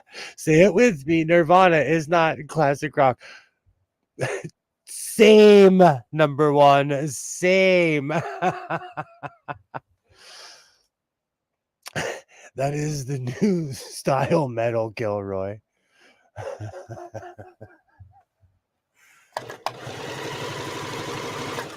Man, for all the times that people pull out video cameras on me, I would want to see footage on me the day that I was in the car and they played Nirvana on the oldie station. They went from the Turtles to Nirvana, and I was like, oh, what planet am I on? And there's nothing wrong with the Turtles. I love the Turtles, but I'll never forget that. Now I have the Turtles stuck in my head. Okay.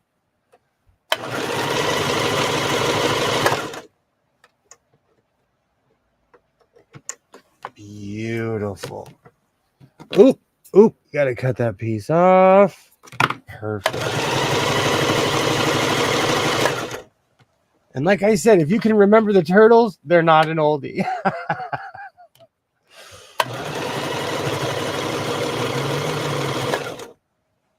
Oh, right. Necklines. I just want to say, as a disclaimer, necklines and I never got along. Just as a quick disclaimer, I'm reserving the right to completely change this neckline.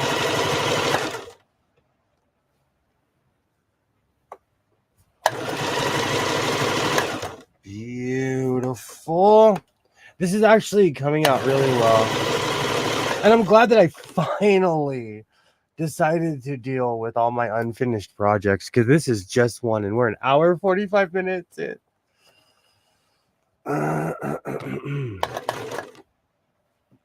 Now I'm really wondering what I did with that coat. It's probably in my middle bedroom. I was sewing on that weird Army Massimo blazer, and I kind of like the way it's cut. I'm not a blazer guy. I'm a t-shirt and jeans kind of guy, but I'll give most styles a chance.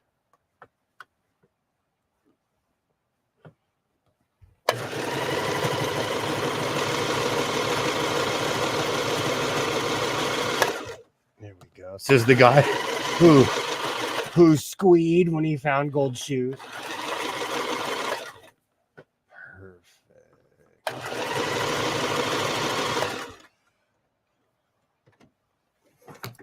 Beautiful.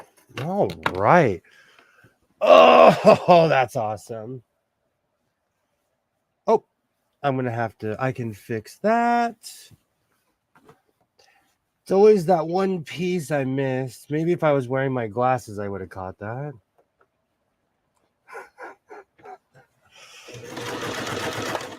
Beautiful.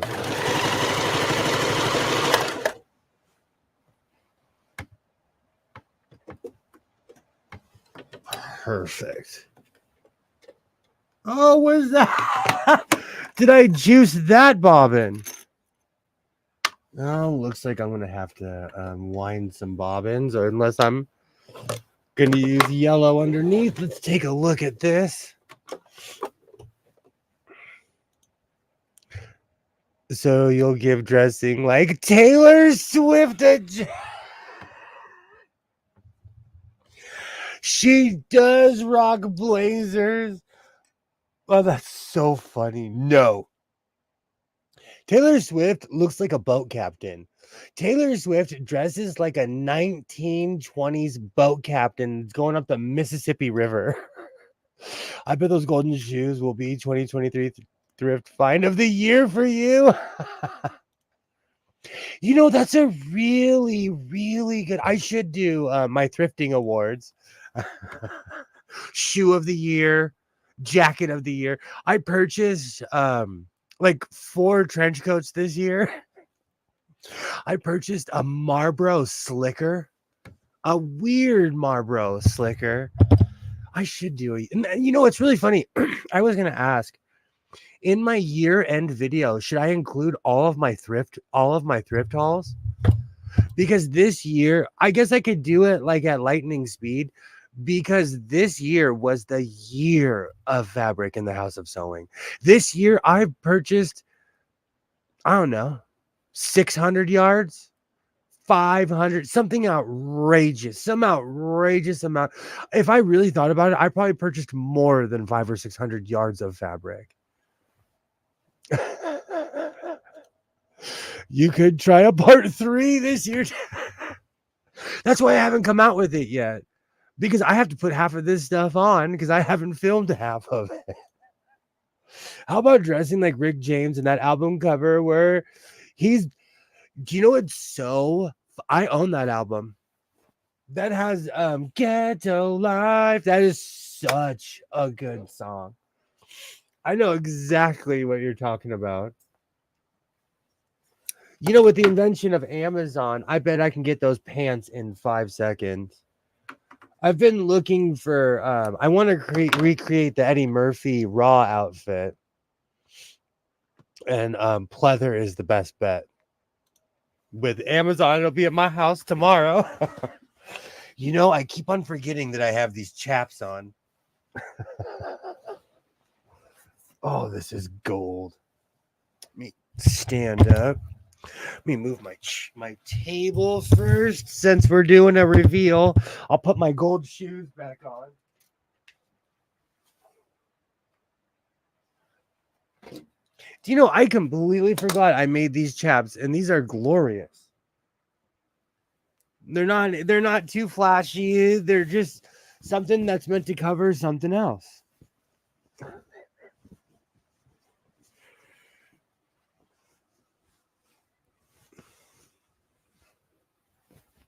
That's on backwards.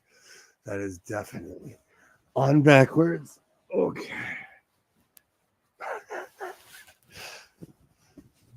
Sorry. I'm in the dressing room here in the house of. Oh no, that wasn't on backwards.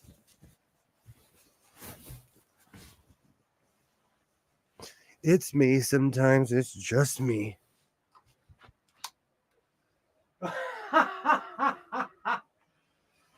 I can't wait. So the collar is definitely puffed out. Oh, this looks great. See, I love the way this looks.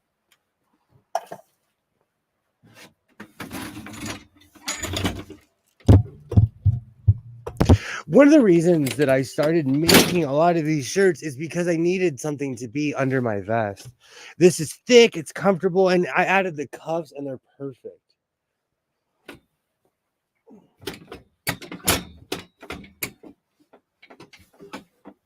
Whoa. Oh.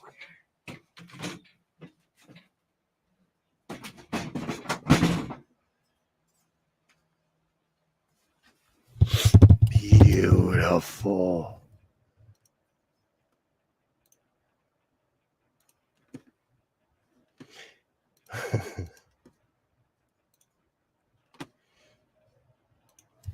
So I guess I'm Charlie Murphy.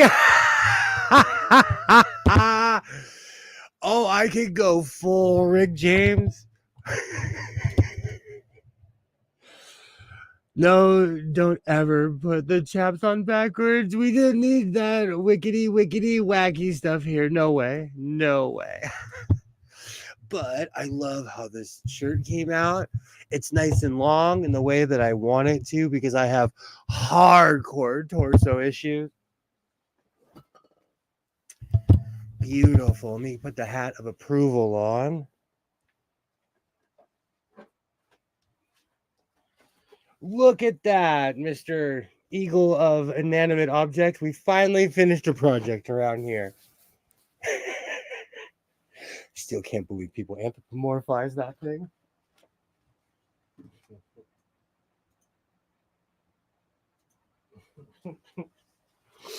Mm. I'm going to take a quick break. Thank you. Thank you, Alibaba. I'm going to clean up a little bit in here while I have the chance. We'll move on to the next mass.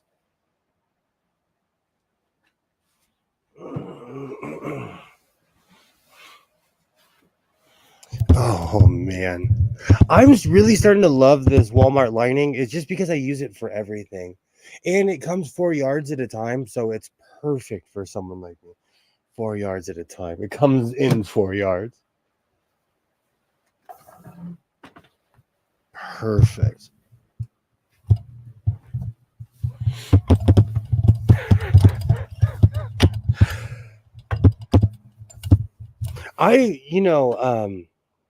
Let's see how it looks.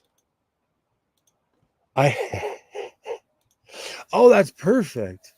Oh, that's perfect. The cut and everything is perfect. I was kind of worried about it, but it's perfect. I love this shirt. This shirt screams. You know, when I walk into a Starbucks or something wearing something like this, they're like, "All right, whatever." I was actually kind of scared of the neckline, but it looks good. It looks great. I have to find see, and that's another thing. I have one that's the exact opposite of this. It's pink with black star. Well, it's like pink swirls, something like kind of orange and pink and blue. But my whole point is I have not found it. I know it's in my closet somewhere. I was cleaning it. I was like, this thing, because I have 3 different prints of the star print. That's how I know that Mr. Modelo, his inventory is just from an old massive sweatshop. The neckline is good. Didn't see the cuffs.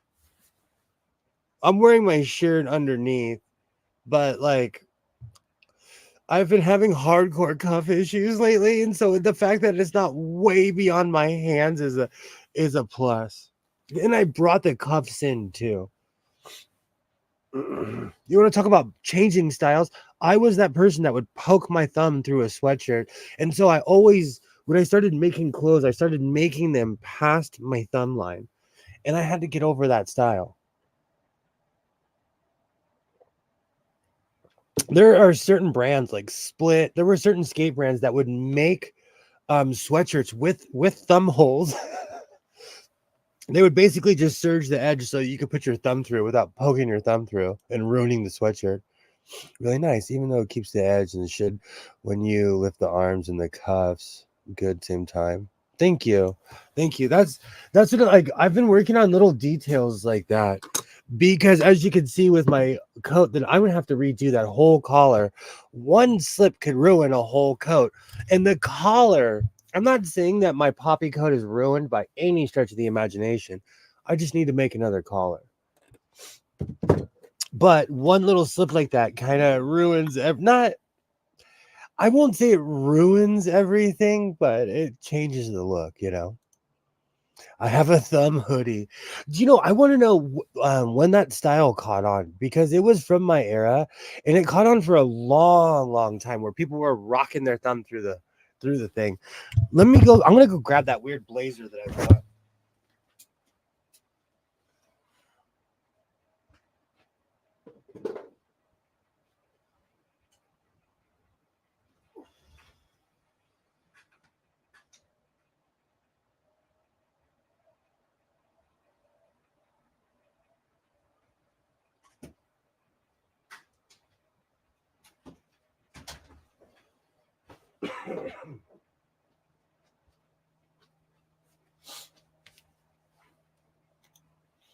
All right, so this is that weird blazer I bought.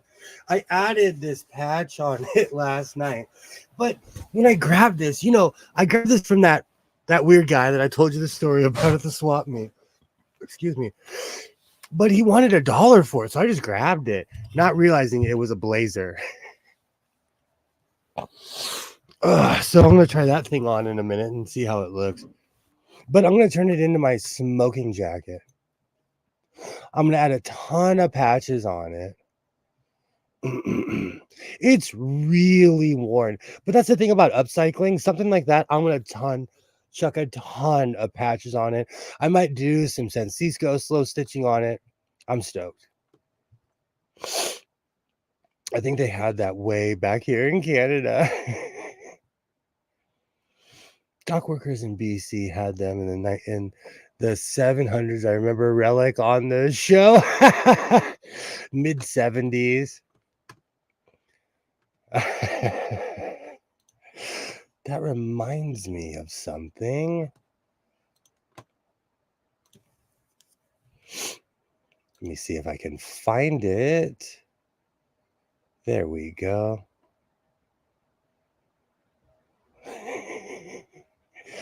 Where's my old reliable one?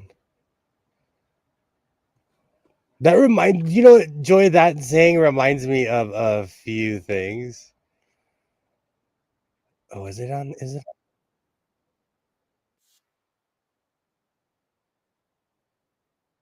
I'm not hearing this. That's weird.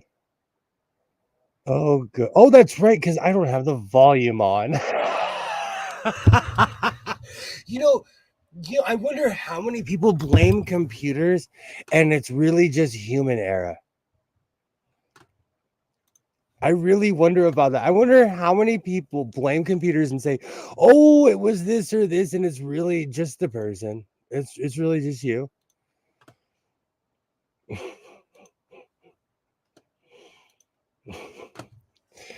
Oh, I got this Brother XL 3010 going. Get the most fun out of life, out of being a mother and wife. With new fashion, excitement, it's all created by you. Took me a minute to figure this out. Your new Touch and Sew sewing machine by Singer. I think at this point, Singer should be paying me for how much I am plugging the Touch and Sew. Touch and Sew, another first from Singer. Be the girl with the golden touch on your new Singer Golden Touch and Sew machine. But it's a great commercial, Kilroy. I love this commercial. You know what's so funny? I'm that guy. We're going on 3 years. I've had this in my computer, and I'm not sick of it yet. I apologize to anyone watching this in the future. Dozens of exclusive features, like this new built-in needle threader for the golden slant needle and the push-button bobbin that winds right in the machine. What a wonderful new feeling. You can do all 3 kinds of sewing. All 3. Straight, zigzag, and chain stitch. Touch and Sew, the push button bobbin way. Come sew on one at your Singer Center. Choose from. Do you see? And she was sewing outside. That is obviously somewhere around here. 5 Touch and Sew models from $149.95. What's New for tomorrow is that Singer today. That lives rent free in my head. If you want to know what lives rent free, when people are going off, they're going crazy, they're saying all these crazy things about me, I am literally singing. That song is in my head. It's not a hamster wheel, it's that commercial. That is what's clicked in my mind, is what you were talking about. Absolutely. Is there an anagram issue in between chair and computer? Yes. Damn commercials are all the same. That ad lies. It's nothing but Singer propaganda. That commercial is like a cooking show. They did not use the on-screen equipment to make. I think about that all the time. The golden touches from the mustard. Yay! Hello. Hello. How are you? I'm all right. I had a whole plan tonight. I placed an order. I was going to eat dinner while the order prepared, and then I was going to go pick up the order while you were getting all settled. My order's still not ready. I have given up. Yikes. How's it going? I just saw the Touch and Sew commercial. We need a break every once in a while. Hello. Need a good break every once in a while, and I haven't played that in a while. Lies. I'm sure you play it every time. Okay, so there are certain things that are in my computer, and that commercial is, and there's certain things that I can't share because I'll get a copyright strike. But ever since YouTube went to war with me and all the stuff I play, I don't get a copyright strike for that. So I just play it over and over. Well, maybe Singer's happy that they're getting advertisements. Or no one owns the rights to touch and sew stuff. They were like, "Oh, just give it to the world. It's a touch and sew. It's a touch and sew. Just let the plebs have it." But there's also another commercial that I have. There's also another one, a commercial I have with Debbie Reynolds. Okay. That one's free as well. I just have to figure out which ones are and which ones are not. All right. So it's a sewing machine commercial with Debbie Reynolds? Yes. Okay. Seeger still has some in stock they didn't sell. Oh, no. I'm telling you, like I live in a Singer museum. I would laugh. Like Singer and I need to hook up. I could open up my own Singer museum. I have quite a few projects that I need to finish. You know, I'm going to try on my new smoking jacket, so to speak. Hello, Joy. Hello, Alibaba. Hey, Hello, Skits. Skits. Hello. Let me if know, anyone else is still here. What? If Sorry. anyone else wants to hop in, just let me know. I didn't have time to send out too many links because I got home right before the show started. Like right before the show started. There haven't been other guests in a while. They could join in. We could have a What's whole new for a whole party. tomorrow? Oh, I keep on forgetting I have these chaps on. I keep on forgetting. You're trying to keep your legs extra cozy in this cold California weather. Well, it is cold, relatively speaking, to me. Oh, I agree. I Oh, have my that's little heated footstool on and a blankie on my lap. Oh. Kilroy says, not sure a sewing room that's a fire hazard is the kind of brand image Singer wants to present. This is the least fire hazard. I've seen worse.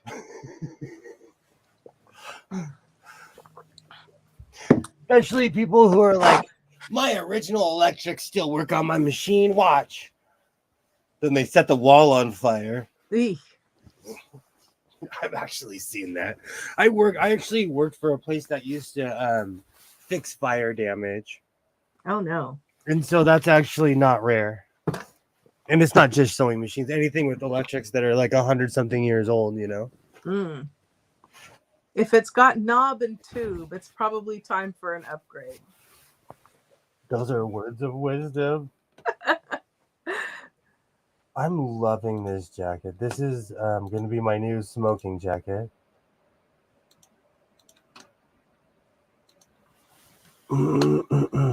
Wait, what? Someone used a Game Boy to control their sewing machine?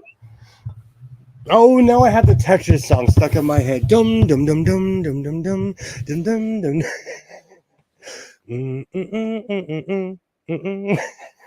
Was this like an embroidery machine that came with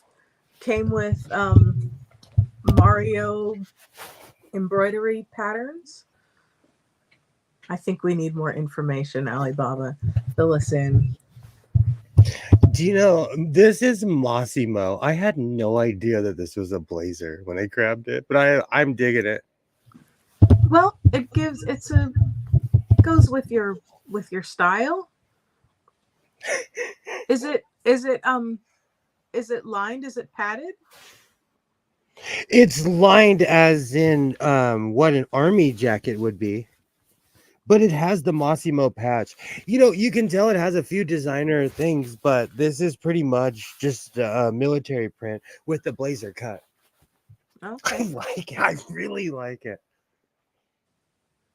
And I Well, put, one of my downtown patches on it. So I've kind of fallen in love with this thing. military inspired fashions are always popular. Well, also it's because I watched rap videos from the 90s. People of a certain age, when we would come home from high school, UMTV Raps would be on television every day after school. Oh, I'm really aging myself. I have no idea what you're talking about. Shout out to There's a anyone who channel. shout out to anyone who knows who Fab Five Freddy is.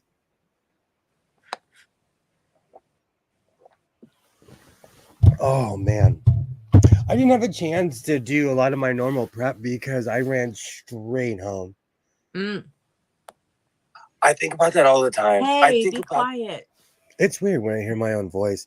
Do you know, in my head, I don't sound like that. But then I hear my voice and I'm like, I really do sound like that. I was pulling it up on my other channel so that if I text something, it goes with my face name right now. Ah, rats. I'll be right back. You are. I'll be right back. Okay. Oh, now I have the Tetris song. I love that song, Kilroy, by the way. I think I could find links for both. Please do. Thank you, Joy. Thank you. I like the cut of this, though, and the way it looks. Especially, it's weird because it has the blazer cut, though. Because I'm used to the standard look, but this has the blazer cut. I love the look of it.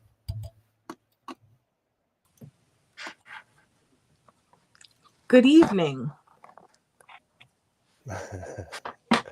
Oh, now I have the Tetris song stuck in my head.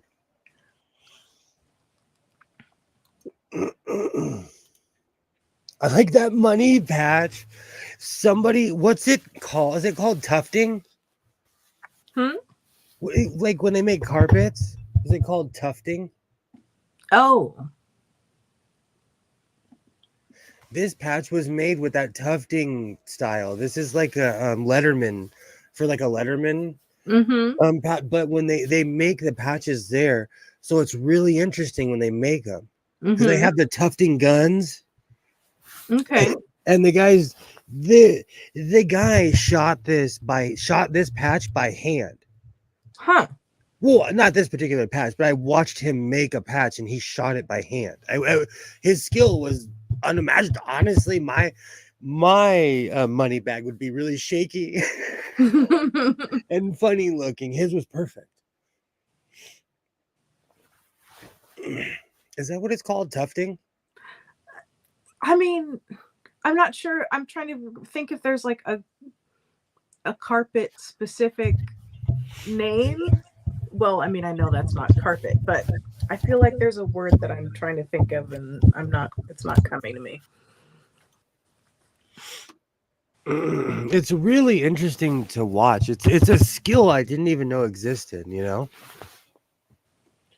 It's really amazing when you see someone who's just so good at a particular something that they do. I really enjoy seeing that kind of thing. And when they do it freehand, I was just like, I actually on Facebook, I'm subscribed to somebody who makes patches freehand on sewing machines, on old sewing machines. And I mean, like, he got famous on Facebook. He made a Kermit the Frog within 5 minutes.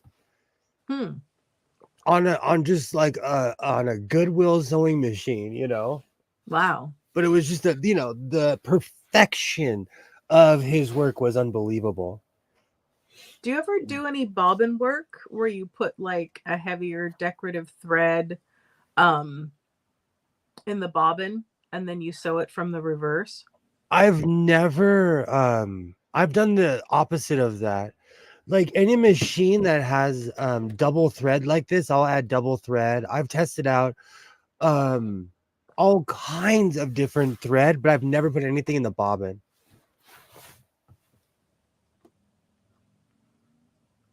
Ooh. No, William, stop it. You do not need to freebase patches. I'm cutting that one. I am cutting that one. Yes, I like them old machinery, embroidery.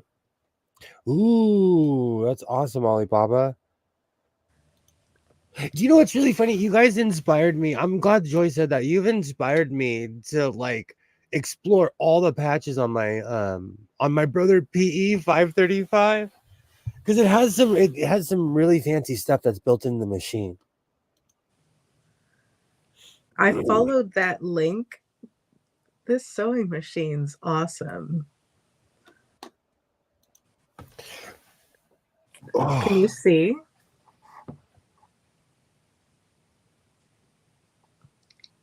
Oh, that's sexy. Wow. You know, I found a few things. I just haven't had much success finding too many designs.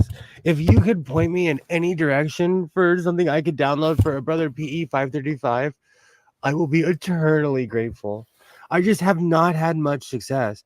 That's why I keep to the certain patches that I have because I just haven't found anything. And then I downloaded something to a zip drive, and then this computer that I'm talking to you on was like, "Do you want a virus?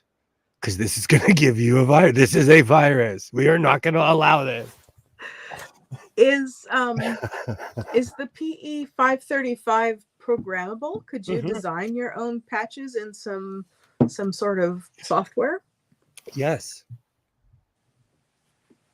I actually watched a video of a guy who was making and it's so like of all things on earth, he was taking Major League Baseball logos and sewing them on hats, which sports, they tell you while watching, do not copy us, we will sue you. I got a 1 in a million. I got a million and some free design. Oh, wow. There's Facebook group for, oh, okay, awesome. Huh.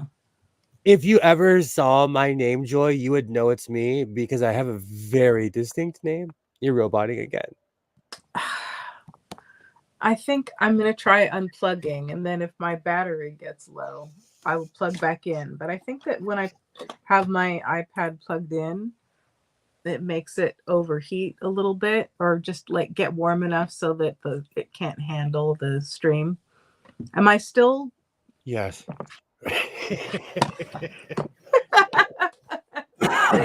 as I fan the iPad. Cool off.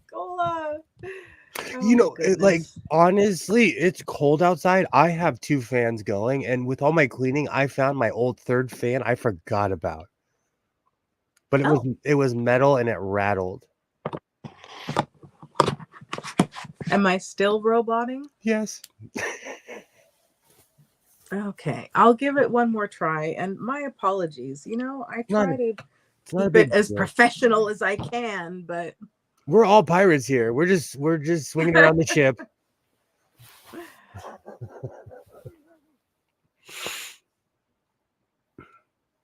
Oh, that's hilarious.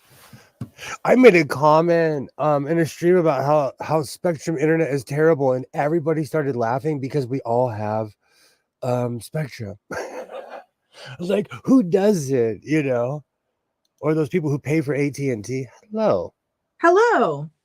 Is this the House of Sewing? This is we accept robots as well. And no, you're not robotic.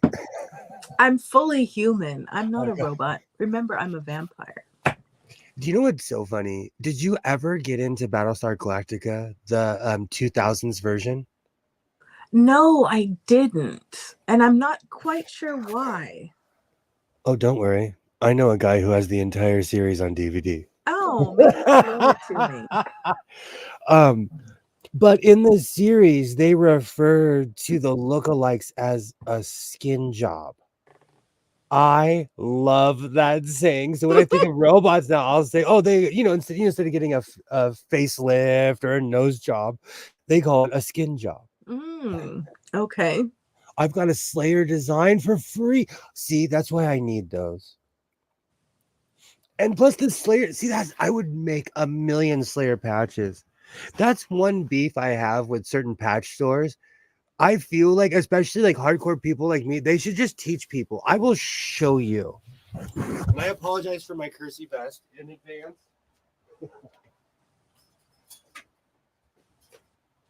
But this patch was made in an emulsion box. In a what now? Just in a box where they exposed it. This is just made on cheap cloth. This was like cheaply printed on. I could do that. Let's see. This patch is a little bit more professional, but some of the patches I have, and they are made in the old school punk style, but they get black cloth, and there's a special kind of acetone or something they put on it that makes it white. And it basically bleaches the material. You can do that at your house. Pressed into the fabric. Thank you. Plastic sheet. There's a million different ways, but like there's this one patch shop I go to because he's the only person in LA I know that has Norwegian death metal patches, and he's into the same stuff. Well, he's from Norway. But he's the only person I know in LA that has Norwegian patches. But some of his patches you can tell he makes in his garage. And I'm not anti-capitalism like that. I live in the belly of the beast. I get it, But my DIY mind is I can make that on my own. I used to know someone who would hand embroider patches. Wow. Yeah. Back in the olden days, most patches were hand sewn like that. Certain vests are really coveted, especially in certain circles, because like a lot of patches now, like people literally just get them off of Amazon. But back in the day, like if you saw someone with a cut or something, all those patches were handmade. Alibaba is alive. He is risen. Awesome. I'm gonna check that out later. Oh, excuse me. I definitely need oh, excuse me. It's because I went to the Gracie Spoon and now I have indigestion. You didn't hear? I snuck over to Jack in the Box. Isaiah's MMA class is like literally like one shopping center over from a Jack in the Box. This guy has passed away from cancer. His wife kept his page going. That is, it makes me want to cry. I cried about Mark Short the other day. But you need a good cry every once in a while. I was keel hauled. Look into the file section. I definitely need something to bring my brother back to life because now I have the proper backing. I have everything I need for it, and I'm like, I have no inspiration for making patches. It's got its own place. Like literally, my embroidery machine has its own home. My serger weirdly has its own island. My sewing machine has its own desk. I stuttered because I just realized my serger and my embroidery machine are both brother. It was not on purpose.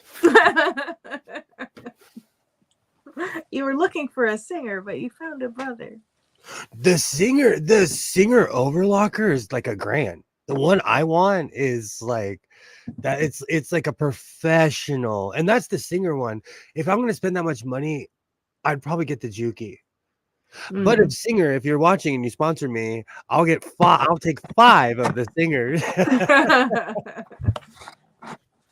Wow, you missed.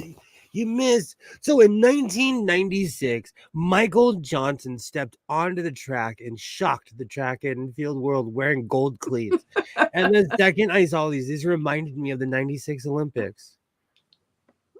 Kurt Angle won a gold medal. Let's be real. In 96, we all know how old I was. I was paying attention, okay? It was in America. It was a big deal. So I know a little bit too much about the 96 Olympics. There you go. You put those on, and they're like modern day 7-league boots. These are so comfortable. These might be the new houseware and shit. And they're thick. I'm telling you, this is like the third or fourth pair of shoes that I've bought that were barely used. Like you can tell they're used, but I don't know. Maybe I'm just not like when I get a pair of shoes, I grind them into the floor. I mean, are you like out doing pirouettes on the cement or something? No, I walk a lot. I'm an active human. There's a reason why I have to not have roommates. I'm an in and out kind of guy. My grandmother would throw a brick at me if she saw how many times I go in and outside. Well, that was back in the day where you'd go out and your parents would say in or out, and they'd send you off to go play until, yeah. I have They're the like, I coffee know where the maker. kids are. The coffee maker's in the house. I'm an in and out kind of guy all the time. I think about that. Isaiah's in the living room screaming at his Oculus, and I'm like, oh man, we can't have roommates. Like we are the bad roommates.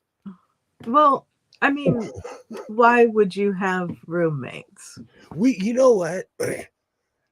My son and I are that show, Perfect Strangers. He's Belky. Those were good shows. Are you sure he's bulky?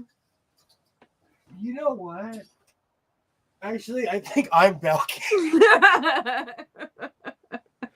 When I saw their reunion, I wanted to cry because none of us should age. None of us should age.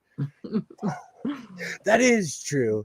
He is much more logical than me. He questions me. He's like, hey, should we be doing this? And I'm like, I'm in charge.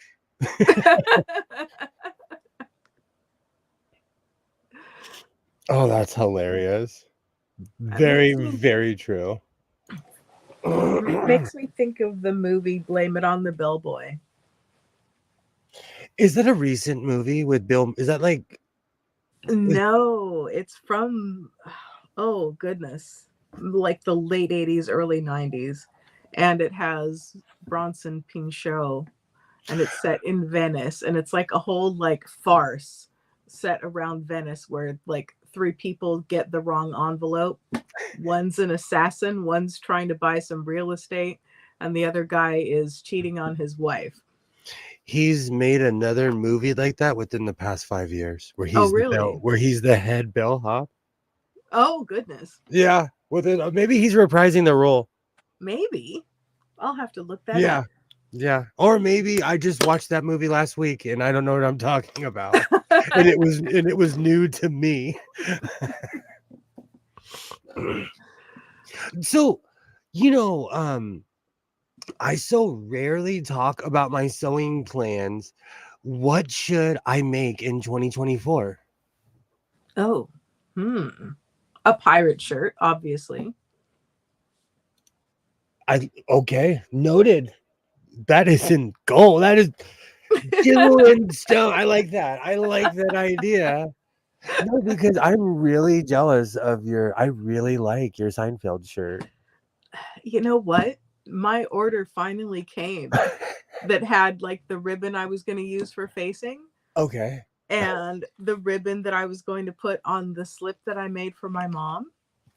So both of those are in white linen. Awesome. And but the ribbon, you might note there's a little bit of a problem here. One of these is not white. One of them is red. And it does not go with the white linen it's supposed to be lining or facing. I'm like, no. But I also got this really nice black silk organza. Ooh, that is nice. I'm going to make for a gift exchange. I have some black silk velvet, and I'm going to make a scarf with it. and make a pleated ruffle on the end of the scarf I like for, that. for a goth person. And although, like, honestly, I'm making one for myself too, you know. As somebody who wears black every day, it's okay to dress gothic. Okay, it's I okay to like be. goth style, actually. I prefer to be brooding. Actually, I prefer to be sitting in the corner wearing a trench coat. I love watching, like on YouTube, they'll have German skits where everyone's angry and they walk past each other like, "Hi, where's the store?" And they're like, "Oh, it's right there." And then everybody's angry again, and they're walking. I love those skits. That is cool. That is definitely cool. I really like Joy's idea about making a bag. When I was at the swap meet, which I think I might go back. It's open before downtown, so I could go there and downtown. Oh, goodness. It opens at 7 o'clock in the morning. Do you need to do both in the same day? I'm not saying I'm over downtown, but you're kind of right. I like Modelo Man though because he lets me climb in there. Like I don't think he's even insured for someone like me. How's your own personal health insurance? Because if I disappear, someone's gonna come looking for me real quick because I pay bills, and so they'll come looking for me. Oh, So lastly, I got four little cards of silk buttonhole twist, awesome! and it kind of goes with some fabric I have. And I was not crushed under the weight of it when trying to purchase. I am I'll admit I do. What is it? What would you call that? Extreme fabricking, extreme shopping, hardcore fabric shopping. Fabric spelunking. Hey, I thank don't know. you. Something. I'm willing to suffer for fashion. It still shocks me. Mr. Modelo is probably 5'4", 145, 150 pounds, and he throws those rolls over his shoulder. He's And strong. he's strong. His upper body core it's unreal. He's tiny, and he like I guess it's because he has a lower center of gravity. I don't know. He can lift up.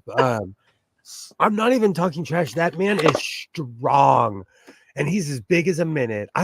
He's in a couple of my shorts. And if anyone's from OSHA, I ask him every single time, can I please put you in a video? And he's like, please put me in here. I think sometimes too, it's like not about how heavy something is, but about the way that you lift it. So if he's so used to flinging those around, then he knows how to kind of like balance them and stuff so that he doesn't hurt himself. Like a bodybuilder. It's unreal. But like he said, it's experience as well. Do you like the white buttonhole twist, or do you like the white ribbon I got for facing? Which are we talking about? Or both? They're both silk. Oh, that's fancy. Well, you know, if I'm gonna make something, put all that effort into it. No, but in all sincerity, your shirt is amazing. And we you. all sew here. Your shirt is amazing. That goes to show if you take time for something, if you really take care, you can make a beautiful Seinfeld shirt. And I'm telling you, if I ever go on the Today Show, you're coming with me, and I'm gonna need that shirt. And I don't care if it's too small. I know how to accessorize. Well, it's got so much volume to it. It's very forgiving. I think the shirt probably took me, well, okay, because I did futz about with the collar some. And it, took a little longer because it was the first one like that I made. It probably took me about 30 35 hours or something ridiculous. See? You see, like the first time when I had a commission and I asked my predecessor, what should I charge for this? And he was like, you've spent 2 weeks making this, charge as much money as you possibly can. When you put in that time, that like I think you should charge for effort and time. When my friend was talking and she's like, oh, I need one of these for a play I'm in. I'm like, oh, well, you can borrow mine. And she's like, no, you're going to make me one. I'm like, you have no idea.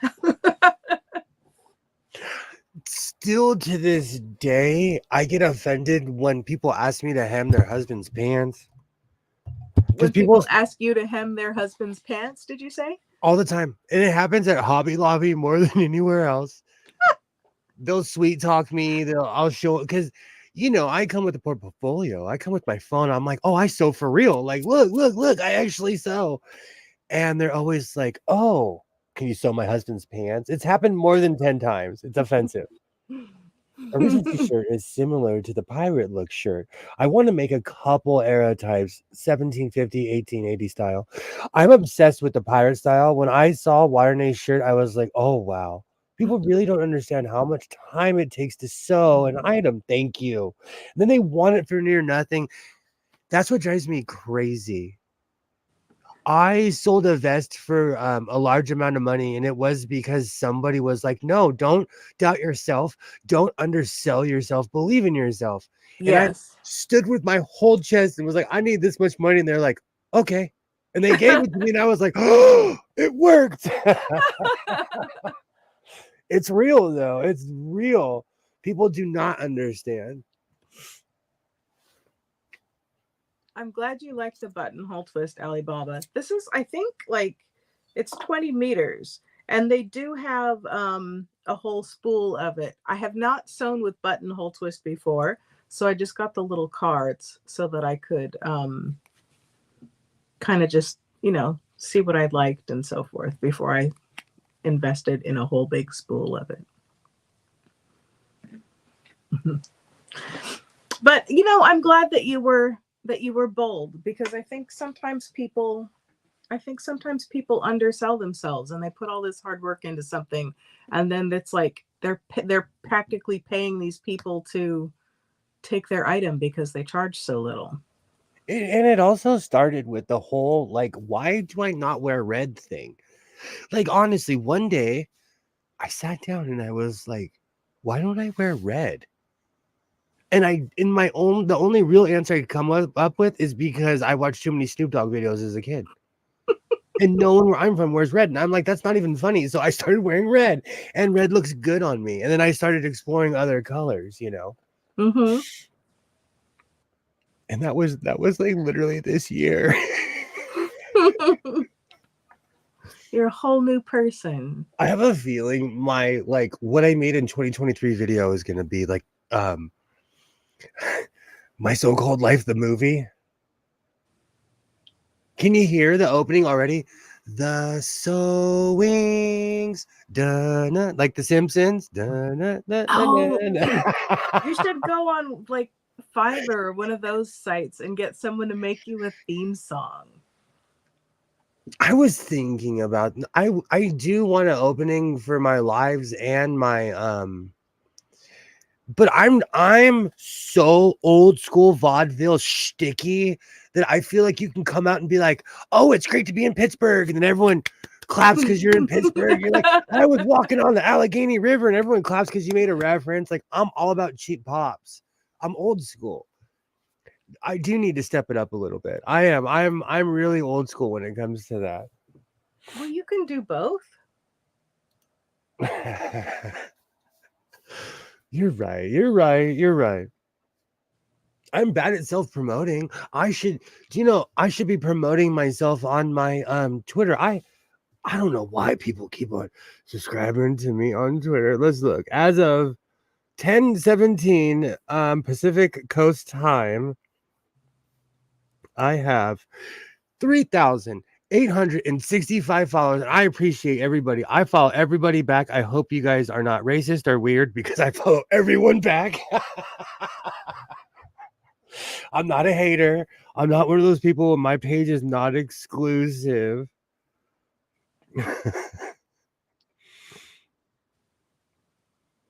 But I need to start promoting myself more, I guess. Yeah. I'll do that in the new year. Well, it's like, Vlogmas and stuff. 'Tis the season for self-promotion, apparently. Next year, I think I don't know. If I have the time, I'm gonna do a Vlogmas next year. I like, honestly, for that much information, you want to talk about people don't appreciate clothes. People don't appreciate the space it takes up on a computer to make a video. I want to have to get like 700 what are those, terabyte, gigawatt, Terabyte. whatever powered the DeLorean. I need one of the I'm sorry to anyone who doesn't get the reference. I'm referencing a gigawatt, which was referenced in Back to the Future. I'm not, I think if they don't know the DeLorean reference, they're not going to know what Back to the Future is either. DeLorean still makes vehicles, though. Do they really? I saw a DeLorean 2023. But interesting. These are the things that I'm looking up at 4:15 in the morning. How much? Oh, the other night I was like, I wonder how much the ocean weighs. And then my second thought was, man, you need to go to bed, bro. You need to go to bed. I legitimately was like Googling how much does the ocean weigh. It's time to go to bed. We don't have numbers and references that big, like we just don't have anything to wrap our heads around. But again, that was the whole reason I was asking one of those weird questions, with the gigawatt, you need a flux capacitor. You can buy a DeLorean with a flux capacitor right now. There are warehouses of them, Phil. Like, that sounds like so much fun. I want one. I'm of that age as well. I'm of that age. It would just be you and me in the car. It's a 2-seater. You wouldn't be able to get no groceries, nothing. Open the gull wing door. That was one thing as being a parent, I had to stop thinking about 2-door cars. I was like, I need when the kids in the state of California, the babies have to be in the back seat. Oh, well, yeah, but he's tall now. He's my size now. If I got a DeLorean, though, he'd want to either drive it or be in the passenger. It'd be you two driving it and me, and like, I want to turn now. I want to. And to those people, now. I drive on over to your house. I don't even know where you live, but I'd figure it out. I'm here for the DeLorean. Oh, there's so much fun. There's somebody in this neighborhood had one when I was a kid, and they would drive past the elementary school, and all the kids would be like, "Look!" I guarantee you that was like the highlight of their day. They were like, "I'm gonna go feel cool for 5 minutes because these kids love my car." Oh, that's great. Good times. Good times. I would rock one. It's funny. I bet I could find one for just as much as that guy wants for his F-150. I mean, that seems like a better purchase to me. Just saying. Well, considering I already have an F-150. No, for real. Like, let's look that up right now. Live on YouTube. You could go full 80s. You could get a new romantic puffy shirt and drive the DeLorean and DeLorean with a flux capacitor.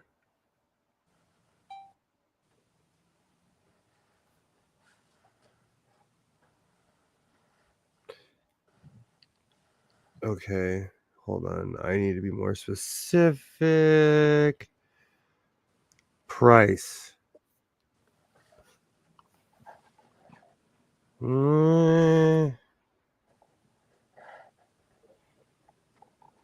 Okay, never mind.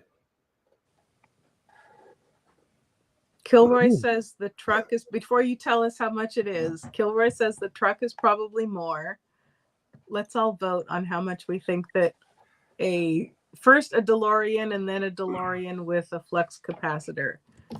Okay, hold on. No, I think I found like the actual DeLorean because the first one was like, I'm gonna need heart pills for that kind of Oh, price. the But one from the this, movie, you mean? yeah, I think that was the original. This is something that somebody made in their house, and this is more from the second movie. Come on, give me a price because you had the price. Oh, I don't like pop-ups. That's still a lot of money. You guys, I want whatever these people are smoking. Okay. Okay, here we go. Here we go. They're more okay. So they go anywhere from 5,000 to 200,000. Hmm. So so in a way the truck is more, but like in the one that Ollie's talking about, yeah, that's that's why I was like, that's a lot of money for a DeLorean because I don't know. I guess it's because of where I live. There's a place on this side where there is a room of like 15 rundown DeLoreans. So Which what you have to, you I guess you turn. need to get, sorry. No, go ahead. I talk too much. I guess you need to get one and clean it up and tinker around with it since you're mechanical and refurbish it yourself. And as somebody who owns a machine shop, if you don't have the stuff to make a flux capacitor in your machine shop, do you really own a machine shop? Because it's just a box. It's a box with bright lights. Like at least the flux capacitor from the first movie. Oh, that's so beautiful. The picture in front of the old Universal Studios backlot is beautiful. The movie was shot in the Universal Studios backlot, so every time they're in the middle, is it Hilldale? Is that what the town's called? I think it's called. But that is Universal Studios. That's the old tour they used to take you on. Mm. I went to a party there one time. I think that's why it's so nostalgic because my brother worked there and I was able to walk around that set. I don't know how many years later it was still there. Oh, wow. That's a lot of money for no, you don't. You'll be high until July 4th. Oh, I have new shoes stuck in my head. They only look good because the surface doesn't rust. Everything under it rusts. That's so true. That's another thing. Okay, let me tell you my back car story. I wanted a back car so bad, and then I found out it was affordable and it's a Dodge, and everyone who's ever owned it like is good for 3 years. Then they're like, "Who wants a back car?" I wanted the Michael Keaton back car so bad. That is cheaper than the $10,000 truck, and I would not buy it from just what people say. I wanted one so bad to the point where I was like seriously looking into it. And anyone who watched the Drew Carey show, I was willing to go full Drew Carey and get a back car and never date again. Well, see, you just have to look for your next girlfriend at Comic-Con where all the nerds unite. That is true. They pull up in a back car. Oh, I wanted one so bad, but then like you're paying for the top of the car because the underneath is a 1991 Dodge. You know, and not even a well-built one because a lot of them, like there was the one that was made for the movie that goes really fast, and the rest were just props that they drove around the lot to look nice. You know. Well, I mean, you could make one out of a better car. Well, the old 85, see, that's a better car. I want the 90s Michael Keaton one. But like I said, I went as far as almost getting one. And the guy was really honest with me and was like, this is a Dodge. Like, I wanted a back car so bad. So bad. And he also told me he got pulled over all the time in my town because the cops did not like it. Oh, goodness. That was one of the main detractors. Some of the new Batmobiles didn't even have an engine or even interior. The Michael Keaton era, they were like it's a weird collectible like the DeLorean. I'm telling you, less than $300,000, you can get a DeLorean right now. You know, I still see people driving around with the Scooby-Doo mystery. Well, they just paint their van like the mystery van, you know. But that's something that will never go away. I still see Ghostbuster cars every once in a while, but people really don't have station wagons like that anymore. Station wagons? That's what the Ghostbusters car was. It was a giant. Oh. It was a Hertz almost, I but think mine. oh, sorry. Go ahead. No, go ahead. I was about to go off about how I knew someone who owned a Hertz, but I had an exciting childhood. Ah, I know someone who has a hearse. But yeah, when you were I was still back on the mystery machine or something. I don't know. So I was confused for a moment. But Fully corrected because I ramble. It was an ambulance.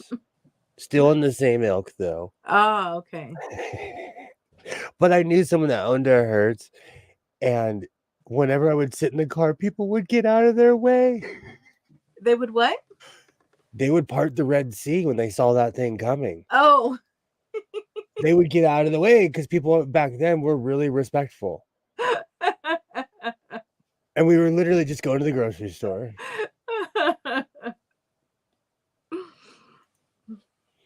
The hearse was a bit longer. I knew someone that had a Cadillac Hertz, and then his wife said it's either us or the hearse, and he got rid of the hearse. Oh goodness. The Canadian military had the same sort of Scooby van for the. Oh, that's awesome! I love that. I love that. When people pay homage to certain things, I'm like, oh, that's awesome. I don't know if I could drive. Like, there's someone that has a Jurassic Park Jeep. Could you get up every day, and drive a Jurassic Park Jeep? Well, I mean, I'm not a Jurassic Park fan, so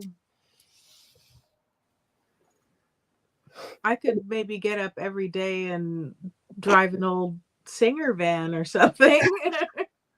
And the only reason they say that is because I see it everywhere, and I'm like, they must have paid a lot of money for this because they're getting their miles out of this thing. And there's somebody around here that has a Healy tank, a World War II Healy. They drive that around. There's some serious collectors in my town. That's why I've seen a DeLorean. The guy that sews the interiors with the 101s has a Cadillac RV factory. Only 30 made on the ambulance platform. Wow. That's like, there's a show called Counting Cars, and there's a guy that he is from the History Channel when they went full reality television. And he actually does quality work. He's the count. He's a biker. He's awesome. But he drives around in this like, he drives around with a tow truck. I don't know if it's 1950s. I know he redid the engine, but it is so awesome. It is so beautiful. But it's a giant tow truck with a 1950s front. Huh. I wouldn't drive a regular Jeep every day as much as less as a Jurassic Park one. It's a trip. But I think so last night I was wearing a pea coat, and I have another pea coat that I bought at a thrift store. I think because of my proximity to Hollywood, we get just leftover cool stuff. This jacket I have, it says, and I covered it with a patch, but it was from the Gilmore Girls set. Hans was like 6 or 7, and he looked at me and he's like, "You don't watch the Gilmore Girls?"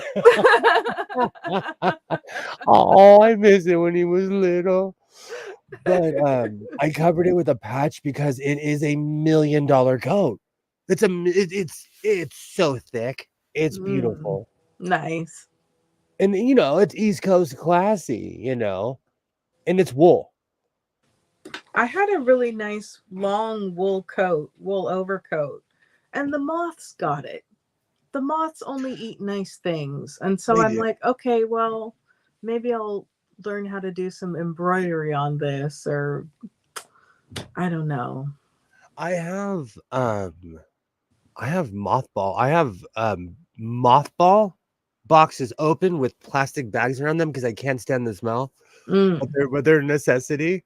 mm. But then like the straight mothball smell reminds me of my grandfather's closet.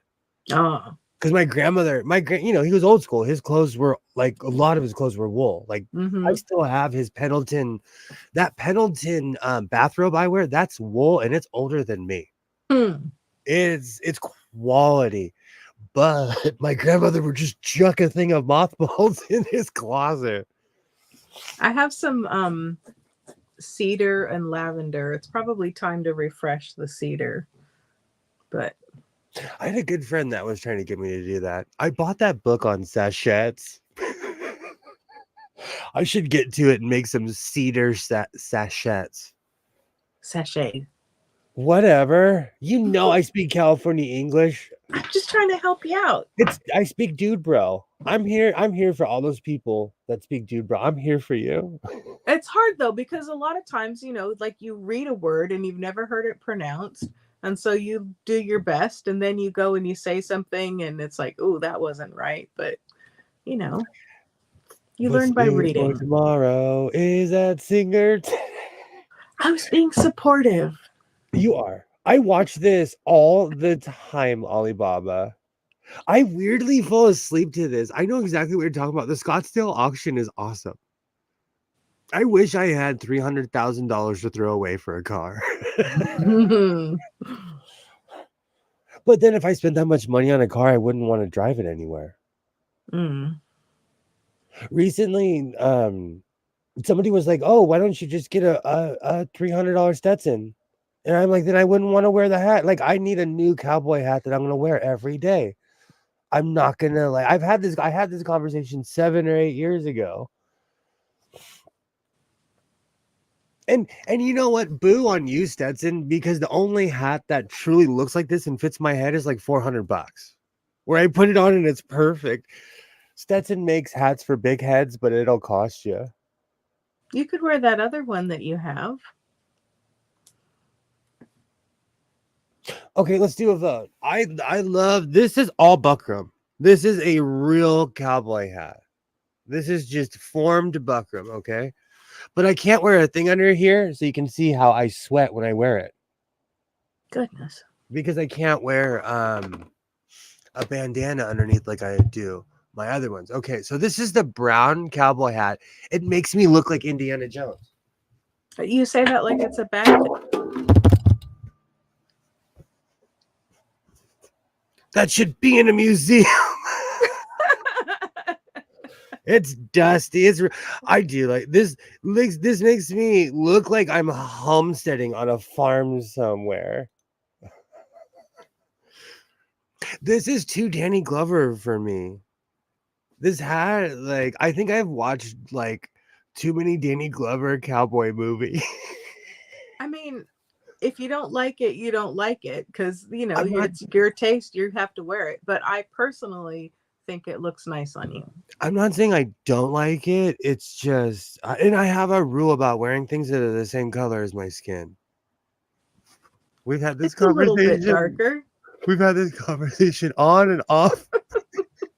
It's a little bit darker. I know. Shades. See, we're back to just shades now. We're back to just I have it. Okay. So this is the brown hat. Okay.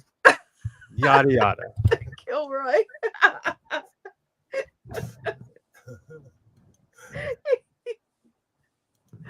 That is super smoky bear. Thank you. So this is a real Stetson, but the brim isn't big. And you know what? Like, I keep it around because this is a real Stetson. This is a real Like this is real wool. Like this is a real cowboy hat, but this is more in the American style. And keep in mind, back in the day, like the cowboys wore bowlers. Mm-hmm. They really didn't wear cowboy hats like what we think. Mm-hmm. You know, that white one is big enough. I think you could wear a scarf under it, a headscarf. It like what happens is my head slowly shapes it, and when it gets big enough, I have to put a basically I have to shape it. I would have to put a scarf on and wear it every day with a scarf on, and it would slowly mold around it. Mm. But I don't like the older I get, I can't have things hanging on my eyebrow ridge. It's weird. Like even with hats, because I wear things low, if I have anything right here, it starts hurting after a while. Have you ever worn a headband and it slowly starts giving you an ice cream pain almost? Mm. I'm not a fan of bands. Stetson makes real cowboy hats to really fit. Others are for the want to be cowboys watching them fit better. This is an expensive hat. That's why I don't know what to do with it. Oh, when Isaiah was a little guy, because I wore a big floppy hat, he had a big round one, and Oh, people used to and so he wore this for a while, but then he got over his cowboy thing because he grew we, up. you can wear that one when you're not working and doing something sweaty. And that's another thing. I need an everyday wearing hat. That one in your, oh, like for work and stuff, you mean? Yeah, like this one, this hat is this is the one. This is my hat I wear every day. It is trash, poor guy. It is, and I wear this with the bandana underneath, and I do like it like this, right above my eyebrows. But you can see, like, I've sewn it back together. This thing is trashed.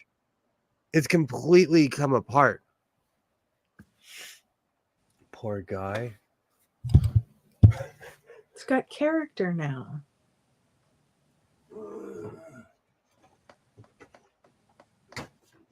This one saved my life in a car accident. Is that the one that like smashed against the window? Well, I keep in mind I had my seatbelt on. When I crashed, the window met me because my car Oh. compacted. Mm. But my head hit the steering wheel, and when I came back, my hat was completely up like this, and I put it on, and I'm like, oh crap. Oh, But the hat goodness. saved my neck. I probably would have broke my neck if I wasn't wearing a cowboy hat. Oh, Oh yeah. And that's why I will keep this hat forever. I put a bunch of patches on it to make sure I remembered which one it was. a PSA for people who wear those like teeth clips in their hair. Take them off if you're in the car. I saw a video about people who had been in like car accidents and things, Oh, and that's those wrong. things will tear your head up. They had like horrific wounds on their heads from the those like alligator clips and the clips with the teeth on them. So don't wear those in the car. I like your idea, Joy. I should make a new hat. I did so I had an attempt at making a cowboy hat, but it turned into Pharrell's hat. I made a Smokey the Bear hat. Well, maybe you just need to reshape it.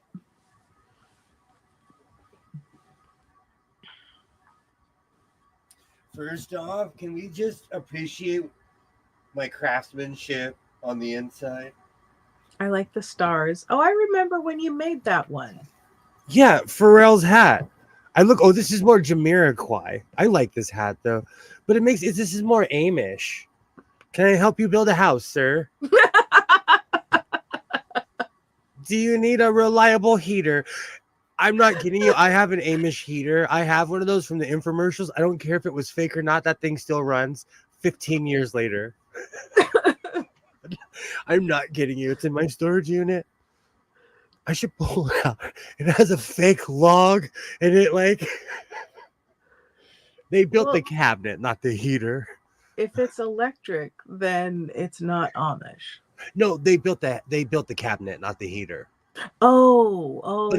But like it was sold as partner, like so you didn't watch infomercials for hours back in the 90s like I did. My grandfather was addicted to buying things off the television, not Home Shopping Network, but he would watch infomercials and be like, you know what? I need an Amish heater. And my father adopted that habit. So, but this is super Jamiroquai. I made this. I like the other ones, the style of them. I think those suit you better. And this is back when I didn't know what I'm doing, and I know how to make a hat. So it's a big difference. I think I definitely need to bring hat making back. Oh gosh. And when I bust out this hat, I love my mother because I know she periodically flips through my streams. I love you, and you tried, okay? You tried.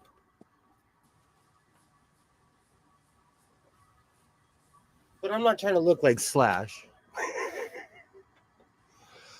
That one, I like the overall shape, but it seems a little bit small for your head. I have a face. Giant. No, it's not the face, it's the whole head. Well, no, I mean like the hat I I know. think fits your head, but I think the brim is a little small for you. Whereas I didn't think that on the other one where you thought the brim was small. This and I don't return things. So why don't you exchange it? I'm gonna open up a prop house one day or get hired by a movie house one day and they're gonna love me. Show up with my own props. You could put that on your mannequin instead of the eagle. Do you know what's really funny? I've been looking for my king's hats because I was gonna take the eagle head down. That is a good thing because I'm running out of room, and I want to buy one of those standalone hat racks, but I haven't seen one at a thrift store in a while. And it's one of those things you don't get the good idea until you're in the car 50 miles away. So you're like, you know what? I should have got that. I should have got that. Please go ahead. I was watching a Rajiv Surendra video. It was on the HGTV Handmade channel. And he was antiquing in upstate New York. And he went to these like big warehouse places that had all kinds of like wood stoves and enamelware, and it was pretty neat. I actually went to a place like that in Oregon, and I'm still mad. It was an 1899 Singer. I do not know the model. I took a picture of it. It's still in my phone, but I'm still mad I didn't buy it. Oh. And that was 9 years ago, so I know it's not in that store. It's actually in a place in I guess that would be considered Southern Oregon, right on the border. How come you didn't buy it? I only had 11 sewing machines back then. Well, clearly you needed another one. In retrospect, I should have paid what they asked for it, and like it's worth 10 times more than what they were asking. But I don't know why I didn't buy it. I had my Montero back then and everything, and that car was huge. So and the reason why I pine for my Montero is because it was all leather, and it had ashtrays in the front, and in all of the seats had ashtrays. Gross. You don't want to smoke in the car. It makes it smell so bad. Well, all luxury vehicles like Bentleys, they assume you're gonna smoke cigars because if you have that much money, you're a Bond villain. Porsches still come. I checked. I'm not even playing. They all come with ashtrays. Or they yeah, you're a Bond villain at that point. You are a real life Bond villain. Now I've got the Bond theme stuck in my head. Boom, ba-da-dum, boom, ba-dum, boom, boom, ba-da-dum, bum, ba-dum-dum. I promised someone that I would never buy something dumb like that unless I could afford the house to match. But I still look. I still look. I want a Phantom, but at that point, I would be a real life Bond villain, and I'd have to live in it. When I did my summer abroad in Spain, known for leather and whatnot, I saw this really nice Spanish leather wallet, but the price, especially because I was like 16 in high school, and it's like, okay, well, if I buy this wallet, I won't have any money to put in it. And if it's expensive there, it's expensive. Well, I think it was just more that I was 16 and only had so much money that I had taken with me for the summer. So, Oh, I totally understand that. I do that to myself now. When I go thrifting, I go to the ATM, and I'm giving away godless selling secrets. I get up real early. I go to the ATM. I go take out a certain amount of cash. I go back to my house and I leave my card in my house because I know I'm a swiper. I know, because if I took my card thrifting with me, I would probably have 400 sewing machines. yeah, but see, I couldn't do that because then, what if you find that thing that you really need to buy? You don't have your card. I am literally the Maharaji. You're like, I have so much stuff in this house. I have clothes. Like I told you recently, I was in a thrift store and I had an existential crisis of like, oh, what do I need? What do I really need in here? Like I had this total like midlife crisis, but I'm a thrifter. Do you know, recently I was told that it was not necessarily a good thing that my son, somebody was like, hey, let's go shopping. He's like, all right, I know a really cool thrift store that has a bunch of stuff I want. And they're like, we're going to take you to this new store. And he's like, no, I want to go to this one thrift store that my dad took me to in Hollywood. Needless to say, someone was mad at me. But he was raised going to thrift stores and going to consignment shops and finding cool stuff. And we really don't have consignment shops here anymore. There's an antique mall by my house that's weirdly like a consignment shop, but it's just booths. But it's so weird because they have real antiques there. Real. I bought my Star sewing machine there for $25. Nice.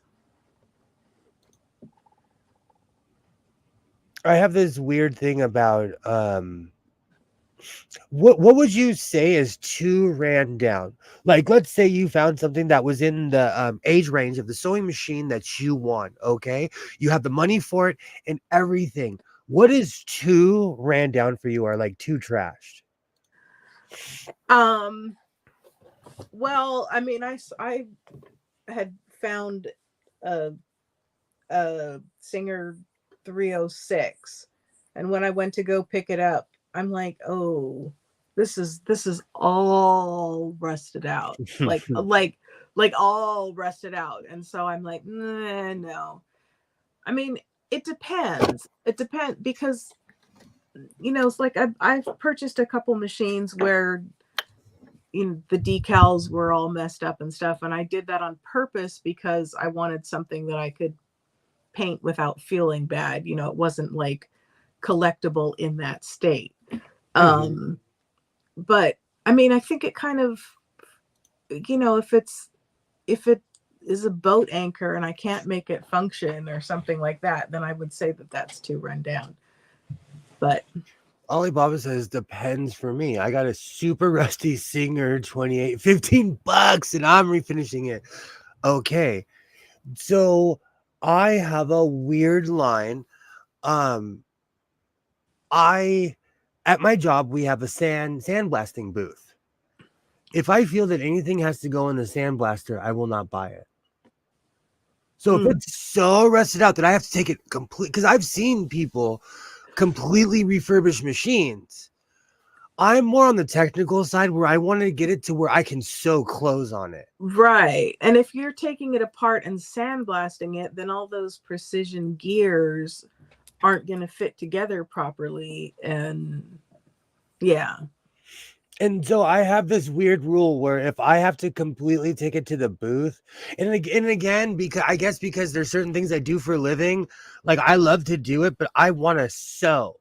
I want to like take that old machine, and that's why everything on this back row works. Like all the Mhm. antiques work, all the 1970s. I can get them working, but like all my 1910s, you could get them going right now. My 1950s, they're ready to go right now. I had one that was sewing backwards. I figured it out because the person just mixed the wires. Mm. So it sews perfectly now, you know? Glad I could help you out with that. This was I actually made a video about it 2 years ago. You know, I love it when people say they're going through my old videos. It makes me feel like I accomplished something because I made a bunch of tutorials, and Pam was so right the other day when she said tutorials are hard to make because you're cutting and stopping, you're cutting and you're explaining. When you're sewing, you're just doing everything by what you know. You know, you're just going, you're not talking, you're just doing it, you know. I think And you almost have to set a camera. It's going to be a lot of editing because you just have to leave a camera running and then do a voiceover. Because I think I've seen a couple videos where the person was trying to explain it as they did it, and it was just too draggy. It was too much for them to try and explain and do at the same time. are you talking about that video where No, I turned no. into a toddler and I was like sitting upside down in the chair and I'm like, he's been here for 5 minutes. I was sitting side. I reverted real quick watching that video. Oh, I've even seen one guy with 2 domestic ovens and baked a new Japan finish. Oh, and welding it. See, that's what I'm saying. That's exactly what I'm saying. Like, I watch a lot of those videos. That's why I want one of those replica singers from India. But I think the real reason is because I compulsively watch people from I watch videos when they make them from literally like they cast the metal until it's sewing. Oh, wow. They're epic videos. They are epic videos. Wow. And I want to know how come I need some funky music like those videos have. Like, I need to find that stuff that's not copyrighted because they're playing it on YouTube. I'm like watching sewing videos jamming out. I sent you a whole playlist from one of those services that was all like funky music. I need something because my next video is gonna be a movie. See, Joy knows what I'm talking about. I love those videos. I love watching those videos. Watching those videos is what led me. I am subscribed to so many like weird channels, but I'm subscribed to a lot of factory channels in India and in Japan. And weirdly in people in South Korea love to sew. Me too. I love watching those videos. And when Alibaba told me they're not very good, I kind of still want one. You know me, like I love wall hangers. I have a Singer heavy duty. Most people would throw those against the wall. I turned the corner and made a YouTube video about it. Like I have one of the ones from India, and I bought it because it was a hand crank. awesome. And it had, but it's interesting because it's a totally different finish and everything, and the decals have a totally different feel from the other original machines. So speaking of purchases one didn't make, Alibaba said earlier, I could have got a 1952 Phantom, almost like Goldfingers, for 9,000 Canadian. Blew smoke a bit. Ran all the time and always started. wasn't a chauffeur one. So Alibaba, I want to know why you held back on that purchase.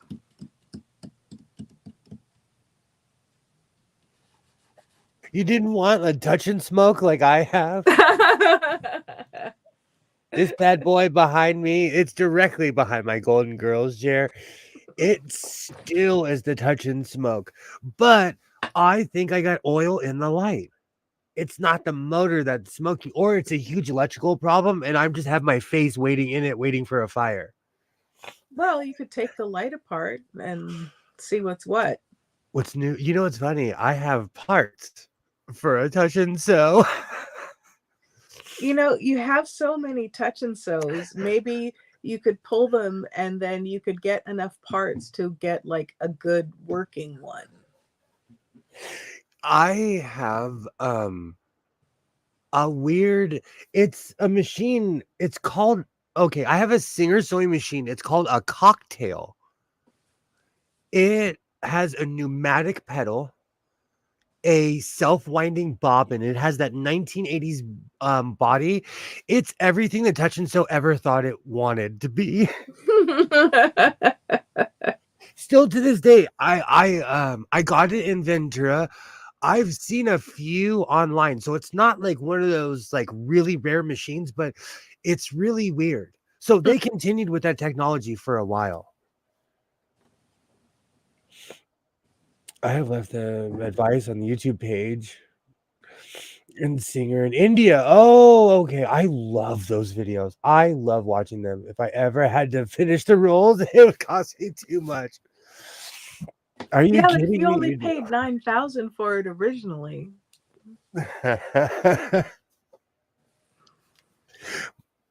But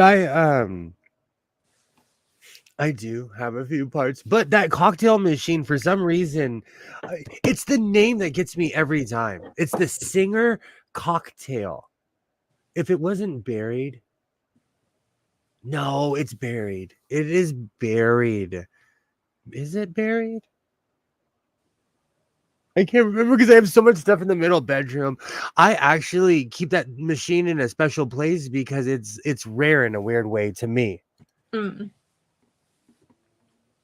Not about 9K is a lot back then.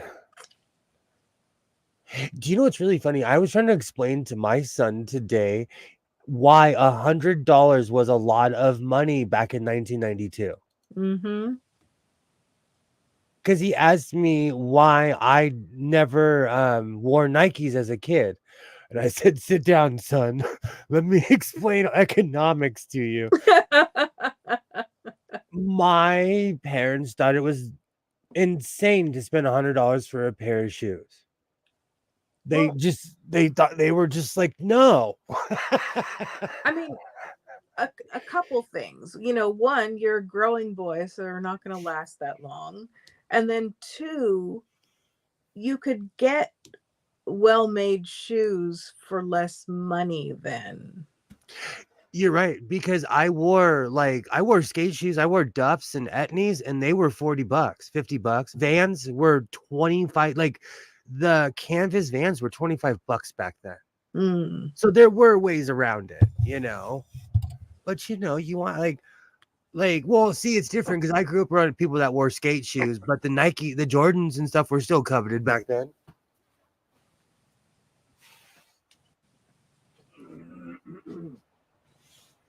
You never coveted Nikes?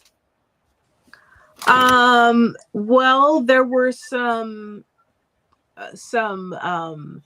kind of like mauvey purple, lavender purple Nikes that were like not the Jordan style Nikes, but like the tennis shoe kind of, well, not even like a tennis, like a you know, think of like the retro kind of like thin sole, not even like a running shoe, but like a sneaker. And I wanted some of those. And I did actually end up getting to have some of those. I loved those shoes.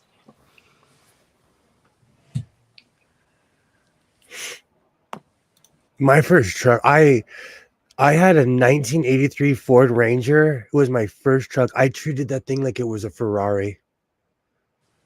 I cleaned the hubcaps. That thing was shiny. It smelled good. I tell people you need to wash your hands before you come in my truck. Well, Alibaba, I'm sorry that you missed out on it. I wish you could have had it. I have regret for you. Let's see. I'm trying to think if I have a similar shoe handy to show you. Oh yeah, I've got a shoe over here. I can kind of show you what I'm talking about. Because like they weren't like super thick soles or anything, because there was, like the 80s kind of casual tennis shoe. I'll show you.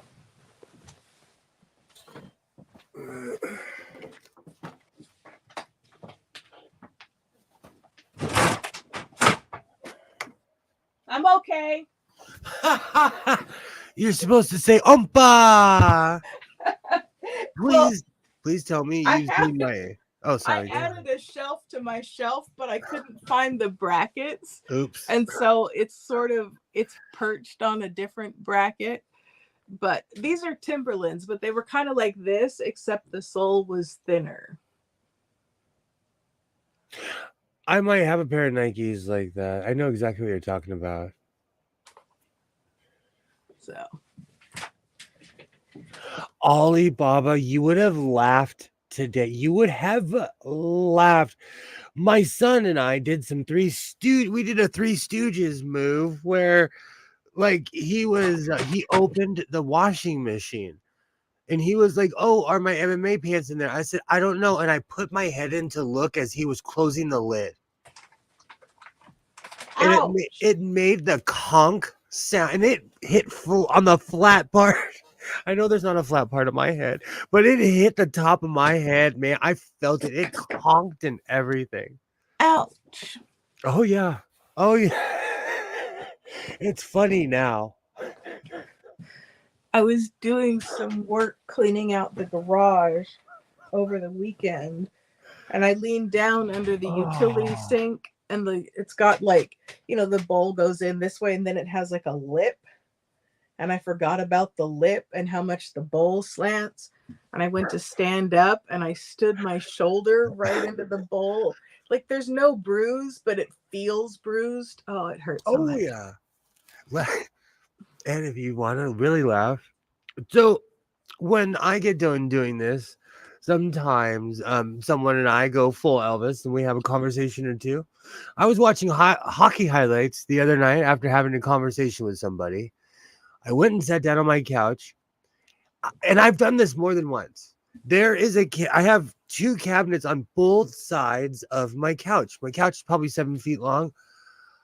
I don't know what I leaned and I was in the dark. I have a 72-inch television, so I guess it casts a shadow over the cabinet.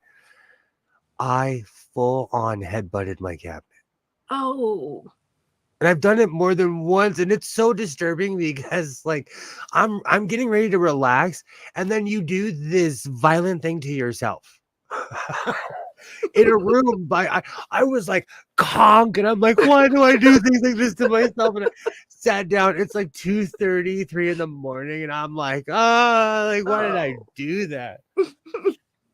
I still do that. I drive a Ford Flex.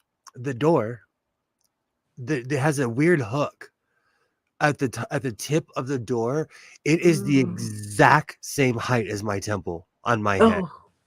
I have closed the door on my head a few times in my car. It's my height, but it stopped happening when I started wearing higher shoes. So I just needed to be taller, I guess. My mom got caught in the wind the other day, and the wind like slammed the door and she hit her right under the eye, and she had a little mark, but fortunately she didn't get a black eye. To people who like when we say the wind, I'm driving on the freeway. Oh, this made me think of Mark Short too. So I was driving on the freeway, though it was so windy that it pushed my Ford Flex into the other lane. Oh. I went home and got my truck. I went and got my truck because my truck is all heavy. I was driving, I was putting along, but it wasn't shoving me around. It was so windy. I had to go get my heavy duty truck to drive around. Oh, I Oh would yeah. be concerned because you don't want like a semi to get blown into you or something. When I was younger, I had a 1983 Ford Ranger. I was on the 10 freeway driving to Arizona, and I got sucked under a big rig. Oh, But I had enough mental wherewithal. Like I had that moment of like, I'm still here. And I was able to hit the brakes and I pulled off into the desert. mm, Because like it sucked me in this way. I just kept going right. I just kept mm. turning my wheel right. Oh yeah. Oh my goodness. So ever since then, if it's windy and on the freeway here, it tells you like high winds will throw your car on the signs. We paid money for all those freeway signs. They work. They're not lying. All across the farm, those signs are telling you the truth. I was driving out to Palm Desert for like a vacation, and there was some crazy like monsoon flash storm kind of thing, and it was so bad I had to pull over. Like it was just the sky just opened up like someone poured a bucket on the vehicle, and I couldn't drive at all. I had to like pull over and let the weather pass. I didn't even understand what a monsoon was until I lived in Arizona. It's the craziest thing. There was one time I was standing in a park with a friend, and it was probably 90 something degrees outside, and you can feel the pressure drop. That storm hit. It was like a flash flood, but Mm-hmm. it was gone within 10 minutes. Mm. But it was like literally flooding the streets. It was chaos, and then it was just past us and kept going. It was like monsoon season is real. Because being from California, I had never heard of it, and I was grown-ish. I was college age, and people are like, "Oh, monsoon season's real," and I'm like, "You're lying." It was real. Dust storms too, but I saw more dust storms like in Utah and in New Mexico Hmm. and in Texas. I was in New Mexico for a bit. My mom got a job in Albuquerque, and so I was, there with her between school. And oh my word, it was hot, hot, hot, hot, hot in the summer, and then it was cold and snowy in the winter. I'm like, this is terrible. The whole Southwest is kind of like that. From like Colorado all the way south, it's kind of like that.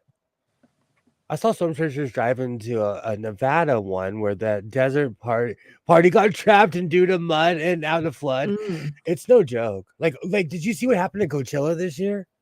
Oh yeah. First of all, this is why you need a four-wheel drive vehicle. I'm stubborn. I would be one of those people trying to drive out of there. I'd put my car in 4 low and mud my way out of there. Mm. It was so bad. I mean, well, one, that soil will like kill you. And It's called alluvial soil. We have it here as well. yeah. And once it gets wet, it's like quicksand. Well, but also like it's so alkaline. That's why they put the whole like you have to like take vinegar with you and stuff. And so like the combination, people were like getting trench foot and Yep. oh, it was awful. Ugh. You are right, Alibaba. You're right. Do you know where a lot of my bravado comes from? I need to find the video. About 3 or 4 years ago, gosh. My point of this is BC, before the plague. Wow, this really was before the plague. We had massive storms in LA. I went to the dispensary. I know that's a shocker. I was coming back on the freeway in my truck because there was just massive storms. The freeway was flooded at a certain point, but it was only flooded like 3 feet. and there was this wall of cars, and I came in my truck, and everybody was like, "What are you doing?" And I got in the middle of it. I turned my head out, and I was like, "I'm going home," and I made it all the way through in my truck. Mm. And I literally got out and did the Nelson, like, ha ha. And because my truck is extremely obnoxious, it has a PA. Oh no. But it's illegal. It got unhooked, and I haven't hooked it back up. It's illegal. Okay. So if you live in the state of California, it is not legal to have a PA. I do not promote it. I am not telling you to do anything illegal at all in any way, shape, or form. But I think that's where a lot of my bravado comes from that day. Because I remember I came and showed my pops, and he was like, "Ford power." He was like all excited because the truck made it through a river. Mm. And everybody else with their fancy electrical cars that were going to explode if they hit the water. See, that's why we can't go full EV. We'll figure it out. It's already coming. The entire mall, the mall by my house has over 70 something charging stations. Wow. It's coming, like it's already here. At least in my town, there are charging stations everywhere. It's weird to me. I have a security camera. I'm full rear window, like old Hitchcock movie. It's weird to me to watch my neighbors plug their cars in. It is the weirdest thing. Like, still to this day, it's weird. And it's not just one person. I feel like I'm in a Hitchcock movie. I'm just a dinosaur, really, if you really want to say what it is. I think that's going to be all of us, though. But do you have an electric vehicle? I'm not trying to pry too much. No. Okay, see, they're going to do it pretty soon. There's going to be all of us. And I don't know where you could put a plug in a 1988 Ford F-150. If you know, please email me. Actually, there's a place I know of that converts vintage cars to electric. Nope. I'm going to be, I know we're not allowed to talk about Will Smith anymore, but I'm going to be like Will Smith in iRobot, not the book, the movie, where he walks into a storage unit with a gas cannon and he comes ripping out with a motorcycle out of his storage unit. That will literally be me, but mine will not be a ninja.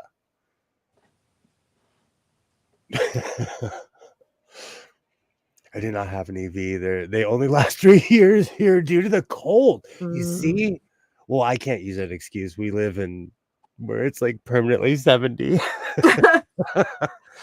It gets cold here. Sometimes it even goes below freezing.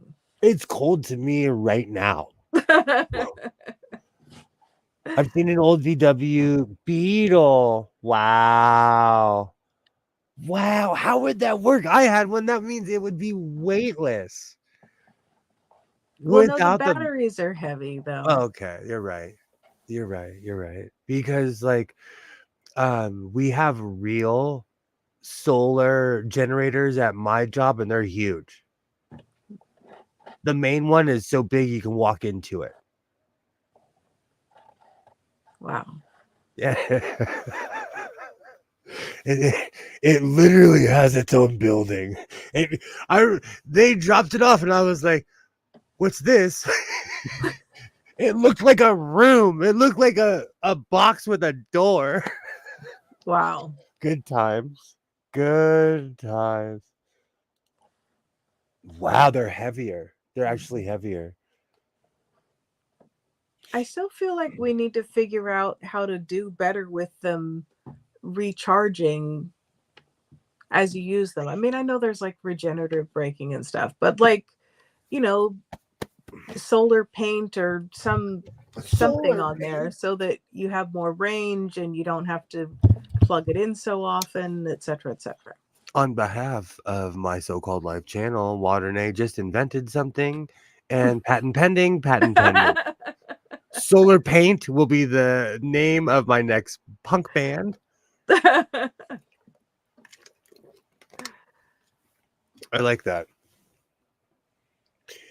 It was way faster if you wanted. They used it on German TV. You know, we should. I knew somebody. What did he run? Okay, I'm trying to think. Was it corn oil or vegetable oil? There was a man. I bet he's not with us anymore. He was an older man. He would come and get the scraps at the ranch, and one day my predecessor was like, "Hey, bro, come and look at this. Like, I don't think you understand what like how powerful this is." Like, and the guy would run his it was an old Ford Ranger, but the original Ford Ranger were F-150 size. And he would run it on corn oil. Mm. Can we just go to corn oil or what? But you know, I'm not saying that that's feasible or anything. And there was something about like he constantly had to replace the heads on his car or something. But You could it's feasible. the old diesels. You could with some minor tweaks, you could have them run on corn oil. People would like make arrangements with fast food restaurants and get their used oil and then strain the food particles out of it and put it in their car. That's awesome. I thought that was awesome. I'm all about that steampunk life. I'm all about refurbishing, like polishing, making. I buy old shoes. I'm all about that life. That seems like it would be good for you because you're mechanical. You could do some little tweaks. I could. That's when I'll read I do read the instructions on certain things, and then I change it. A 740 Volvo and a Mercedes 240 station wagon. Yeah, he gets the oil from the chip trucks. That's crazy. That's crazy. This person I knew, they were a retired doctor, and they would drive around getting scraps. And they lived in a place that had an extremely exclusive area code that may or may not have had a show named after it. And he would drive all the way to where I live in a truck that was powered off of corn oil and pick up scraps. Huh. So what was he like, making art with the scraps, or what was he doing? The theory is that he drove his wife crazy and she was like, "Get out of the house, go get a hobby." That was the thing. No one knew. No one knew. He was just a legend. You know, there are certain people back in my day when people were peaceful and nice and told good stories, we left him alone. He was just a legend. He was just one of those people, like, I didn't get too much in his business. He would tell me things, you know. That's how I knew about his wife and stuff. Yeah. You know, but he was just like, I'm like that. I'm a hobby oriented person. After all the hoopla, when everything settles down, I sit here and I'm like, oh, what's next? And then I go to the next, like, I'm like that weird Doctor Who skit where it was the Matt Smith character. He was on Earth and he was with the pawns and he's at their house. And that you show him painting a fence and he's like kicking a soccer ball and he's cleaning everything. He's fixing all this stuff and he sits on the couch and he's like, how long was that? And they're like, it's been an hour. And he's like, I don't know how you guys do this with this slow time. Like, I'm like that. I'm a time traveler. I need to constantly be doing things. It smells good following around him. Oh, that's funny. I've heard that they smell like French fries when you convert them. I would be craving fries.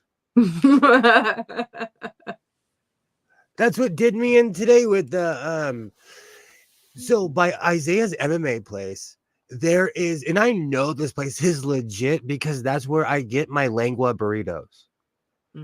But they were like kind of half closed and they were cleaning, so I walked into Jack in the Box. And this particular Jack in the Box has been there for over 40 something years. This is the more established side of my town where the MMA class is. But it's the smells that got me. And sucked in. the Greasy Spoon that I go to is so across the street that like I could see them working in the window. But like, is it right to go to a Greasy Spoon 4 days out of the week? I'm gonna say no. I'm not one of those that believes in, cutting something out completely, but I believe there's a phrase. Oh, what is it? Something about everything in moderation. Even I say that, and it's complete butt kiss. All right, so this is like it's different because this is the busy time of year, and so I this is no secret. I was raised by senior citizens. My parents had me later in life. I'm emaciated if I don't eat if I do not eat dinner by 4:00, 4:30. Y'all are laughing. I'm emaciated. I'm like full hypoglycemic Richard Pryor running around on the roof like. And so it's been busy. We've been really busy this time of year. And so last week I went to the Greasy Spoon not once, not twice, but thrice. Oh, goodness. I mean, I can understand being busy, but maybe you should have gotten some takeout from a healthier restaurant. Here's the problem with the Greasy Spoon. Oh, excuse me. They have over 70 items. And they have a whole, like, you can get a whole enchilada plate or you can get a pastrami burger. I get the fish plate, which is 25 pieces of fried fish on a bed of giant plate of French fries. Oh, my goodness. See, you'd love the Greasy Spoon. You would love the Greasy. I got my pastrami burger bien cocida, which just means well done. Yeah. And I got zucchini, fried zucchini sticks. That's healthy, isn't it? It counts. It counts. Zucchini counts. You're like mortified. I stopped ordering their chili fries because I fell asleep every time I ate them. And then I started getting half a order. Isaiah and when I go with my mom too, we legitimately have this conversation of like, they're like, we're in the car, like, what are you gonna eat? What are you gonna eat? I will tell them I have things I have to do today. So I can't order A, B, and C or like I usually get the junior breakfast burrito because it makes me fall asleep. I think zucchini will kill me. But go ahead, please. Oh, well, zucchini's good. Just maybe don't, always eat it breaded and deep fried. With cracker meal. They fry it with cracker meal too. It is so good. That's why it's a real life Greasy Spoon by my house. It is a real life. It's old school. And they're in there just frying everything. They have and they just added chicken and waffles to their menu. So you get this giant piece of fried chicken and this waffle. Like it's literally the size of my face. The Greasy Spoon is amazing. And see, that's the problem. Like, it's too convenient. So we'll get all busy, and then whoever's really hungry is like, let's go to the Greasy Spoon. And I know when young Mr. Hands is really hungry because he's smart. He has learned. He'll call my mom, and then my mom will call me, and she's like, you know what? Let's go to the Greasy Spoon. And I'm like, let me see your phone, kid, because she sounded like she had a prompt. Come here. Come here. He's so smart. I asked her, and she's like, yeah, he calls me. So what? So what? He's smart. He's smart. I smell zucchini and impending doom seeps in. When I was younger, my parents grew zucchini. They grew they were food growers, and so I love zucchini.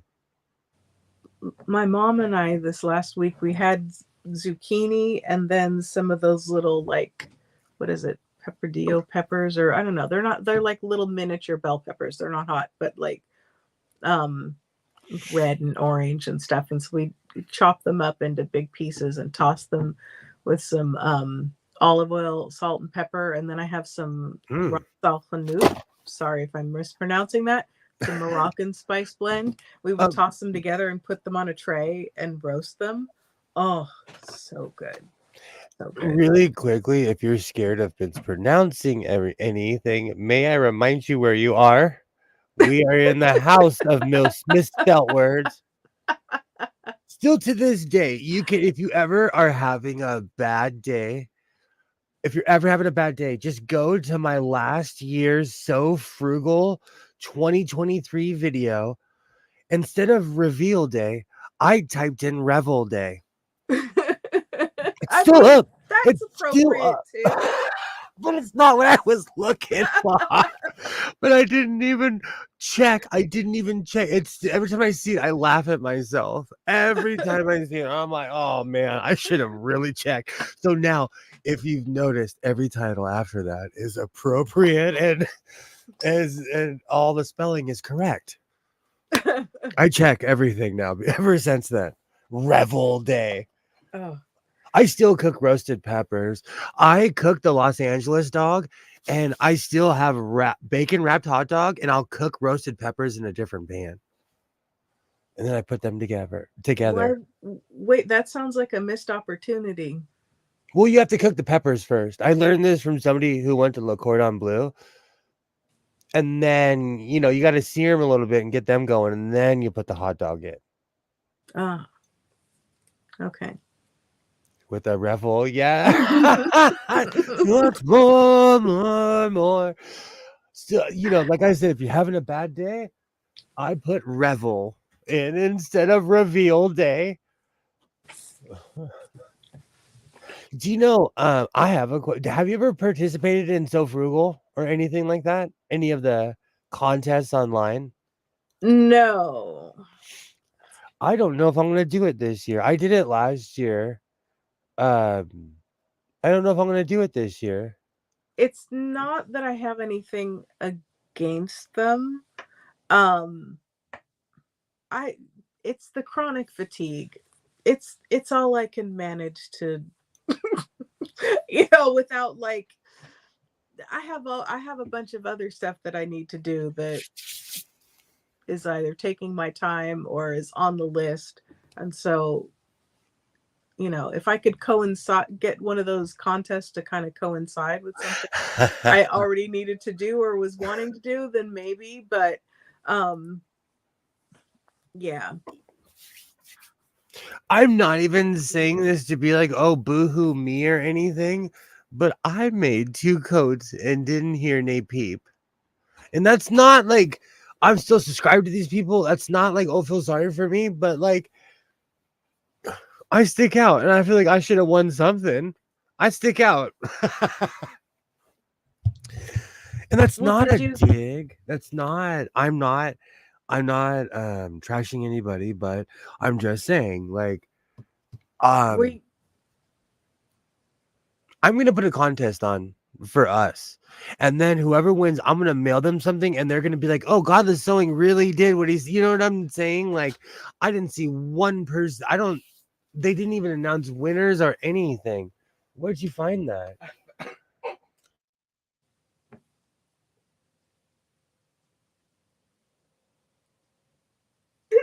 Thank you. I lost my lid in the same room earlier of my coffee cup. And where was it? Right on the bread. On the bread. I'm old school, and I have like a modern day bread box. Mm-hmm. And so when you say on the bread, it's literally on the bread. It blended in my defense. It blended.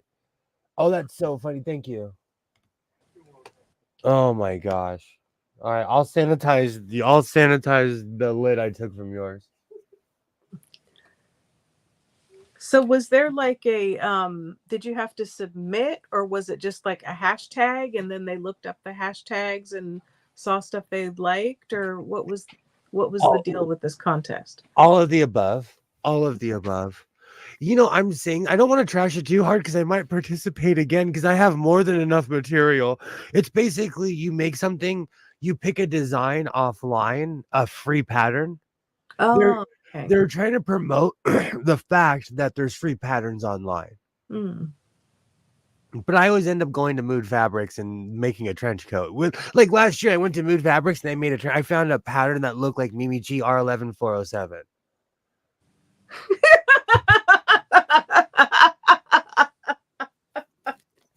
I did. There is no lies here in the House of Sewing. There are no lies. Let's see. I'll find that video. That is a legendary video. Oh my goodness. And so I made 2 coats, and yeah, it was a lot of effort. So this year, I love your laugh. See, that's the thing. Maybe maybe they went in my videos and they were like, he's made 75 of these coats. Let's go to Revel Day. I still can't believe I typed in Revel Day. My friends, check your videos. I'm not the best self-editor. I told you about that paper I wrote for school and misspelled Jane Austen the whole way through. Oh, I spelled it Austin instead of En. oh. Where is it? Well, needless to say, on Revel Day, you know what the funny thing is? I worked hard on those videos. I did get 1,000 views though. So frugal. 2023, the long coat. I called it a long coat on Revel Day.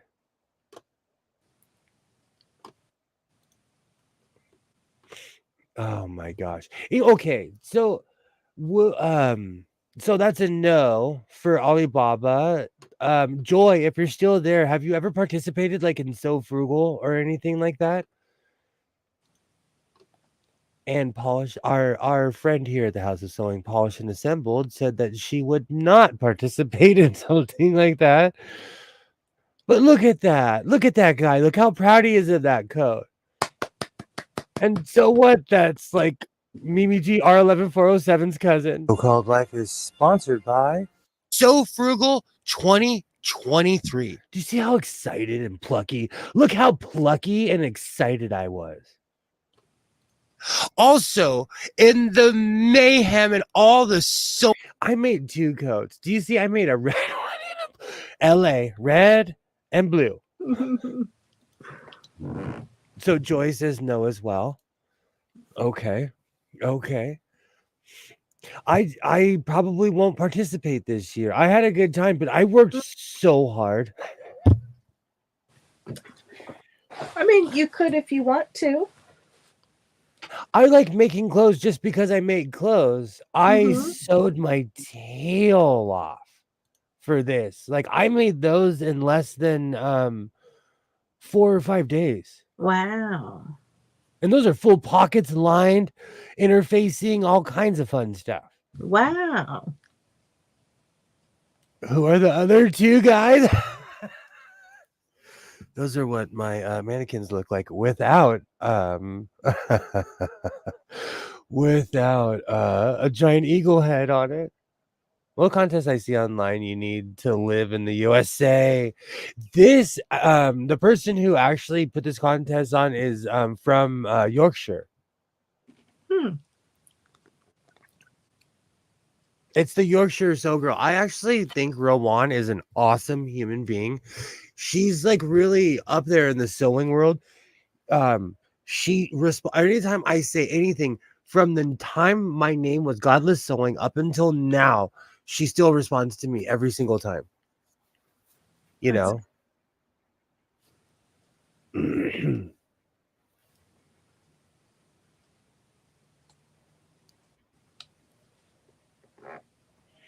Sorry, my phone was trying to remind me of things that aren't important. So I think that's important because there's certain YouTubers. I think it's kind of arrogant when someone has like a premiere and they don't even show up. Is Hmm. that me, or am I just like asking too much of somebody? I don't know. It's hard too because some people talk about like the time. So some will only do like a certain amount of time where they'll respond, and then some people they find it really disturbing having all of that attention and like not even necessarily like bad or good, but just all that focus, and so they struggle with that, and so they tend to kind of stay away. And I can I see don't know. that because like I do I watch some people that aren't like million, they don't have like a million subscribers, but I watch people that'll have like 2 or 300 people in the chat. Mm-hmm. And sometimes the chat's slow and other times it's like it's Gatling gun fast. Yeah. And I like I'm really good at speed reading, but I'm like if my comment gets skipped in a room like that, I understand. Yeah.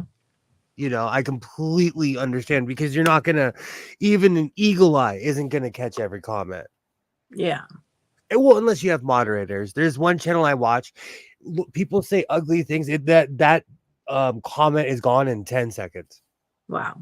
because they have people literally sitting on screens waiting to exit out. I guess it depends on the channel.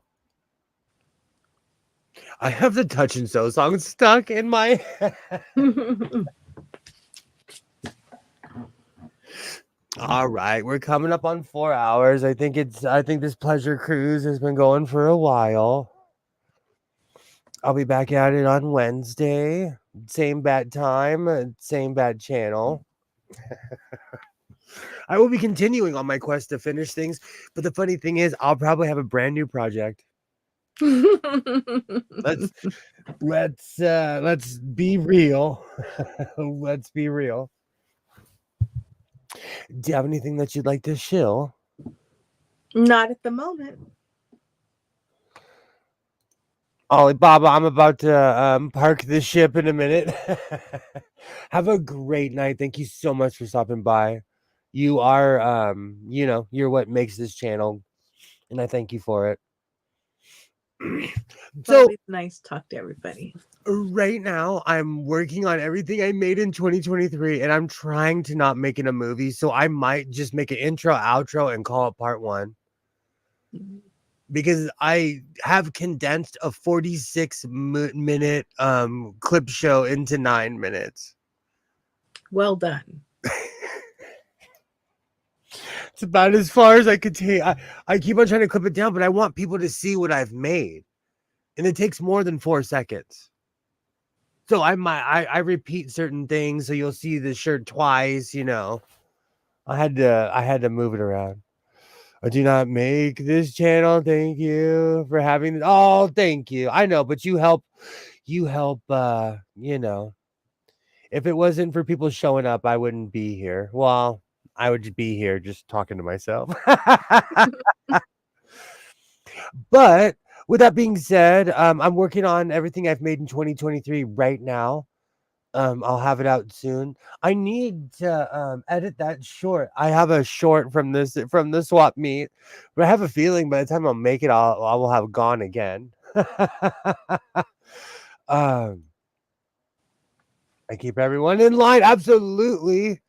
Absolutely. You are the Library of Alexandria of this channel. Thank you, Joy. Thank you. Thank you so much. But I'm working on quite a few things right now. I will have them out. I used to have a semblance of order, but it's the holidays. So it's all chaos. I thank everybody, and to anyone who has made it this far, I thank you. To everybody who watches this in the future, you're amazing. There is 40 people 40 something people who watch my video. When I click off, I'm going to wake up and there's 40 something people who watch my video. I appreciate every single one of you. I'll be back at it on Wednesday. I hope everybody has a great night. And like I always say, reinforce your seams, be yourself, and I will definitely see you next time. Bye.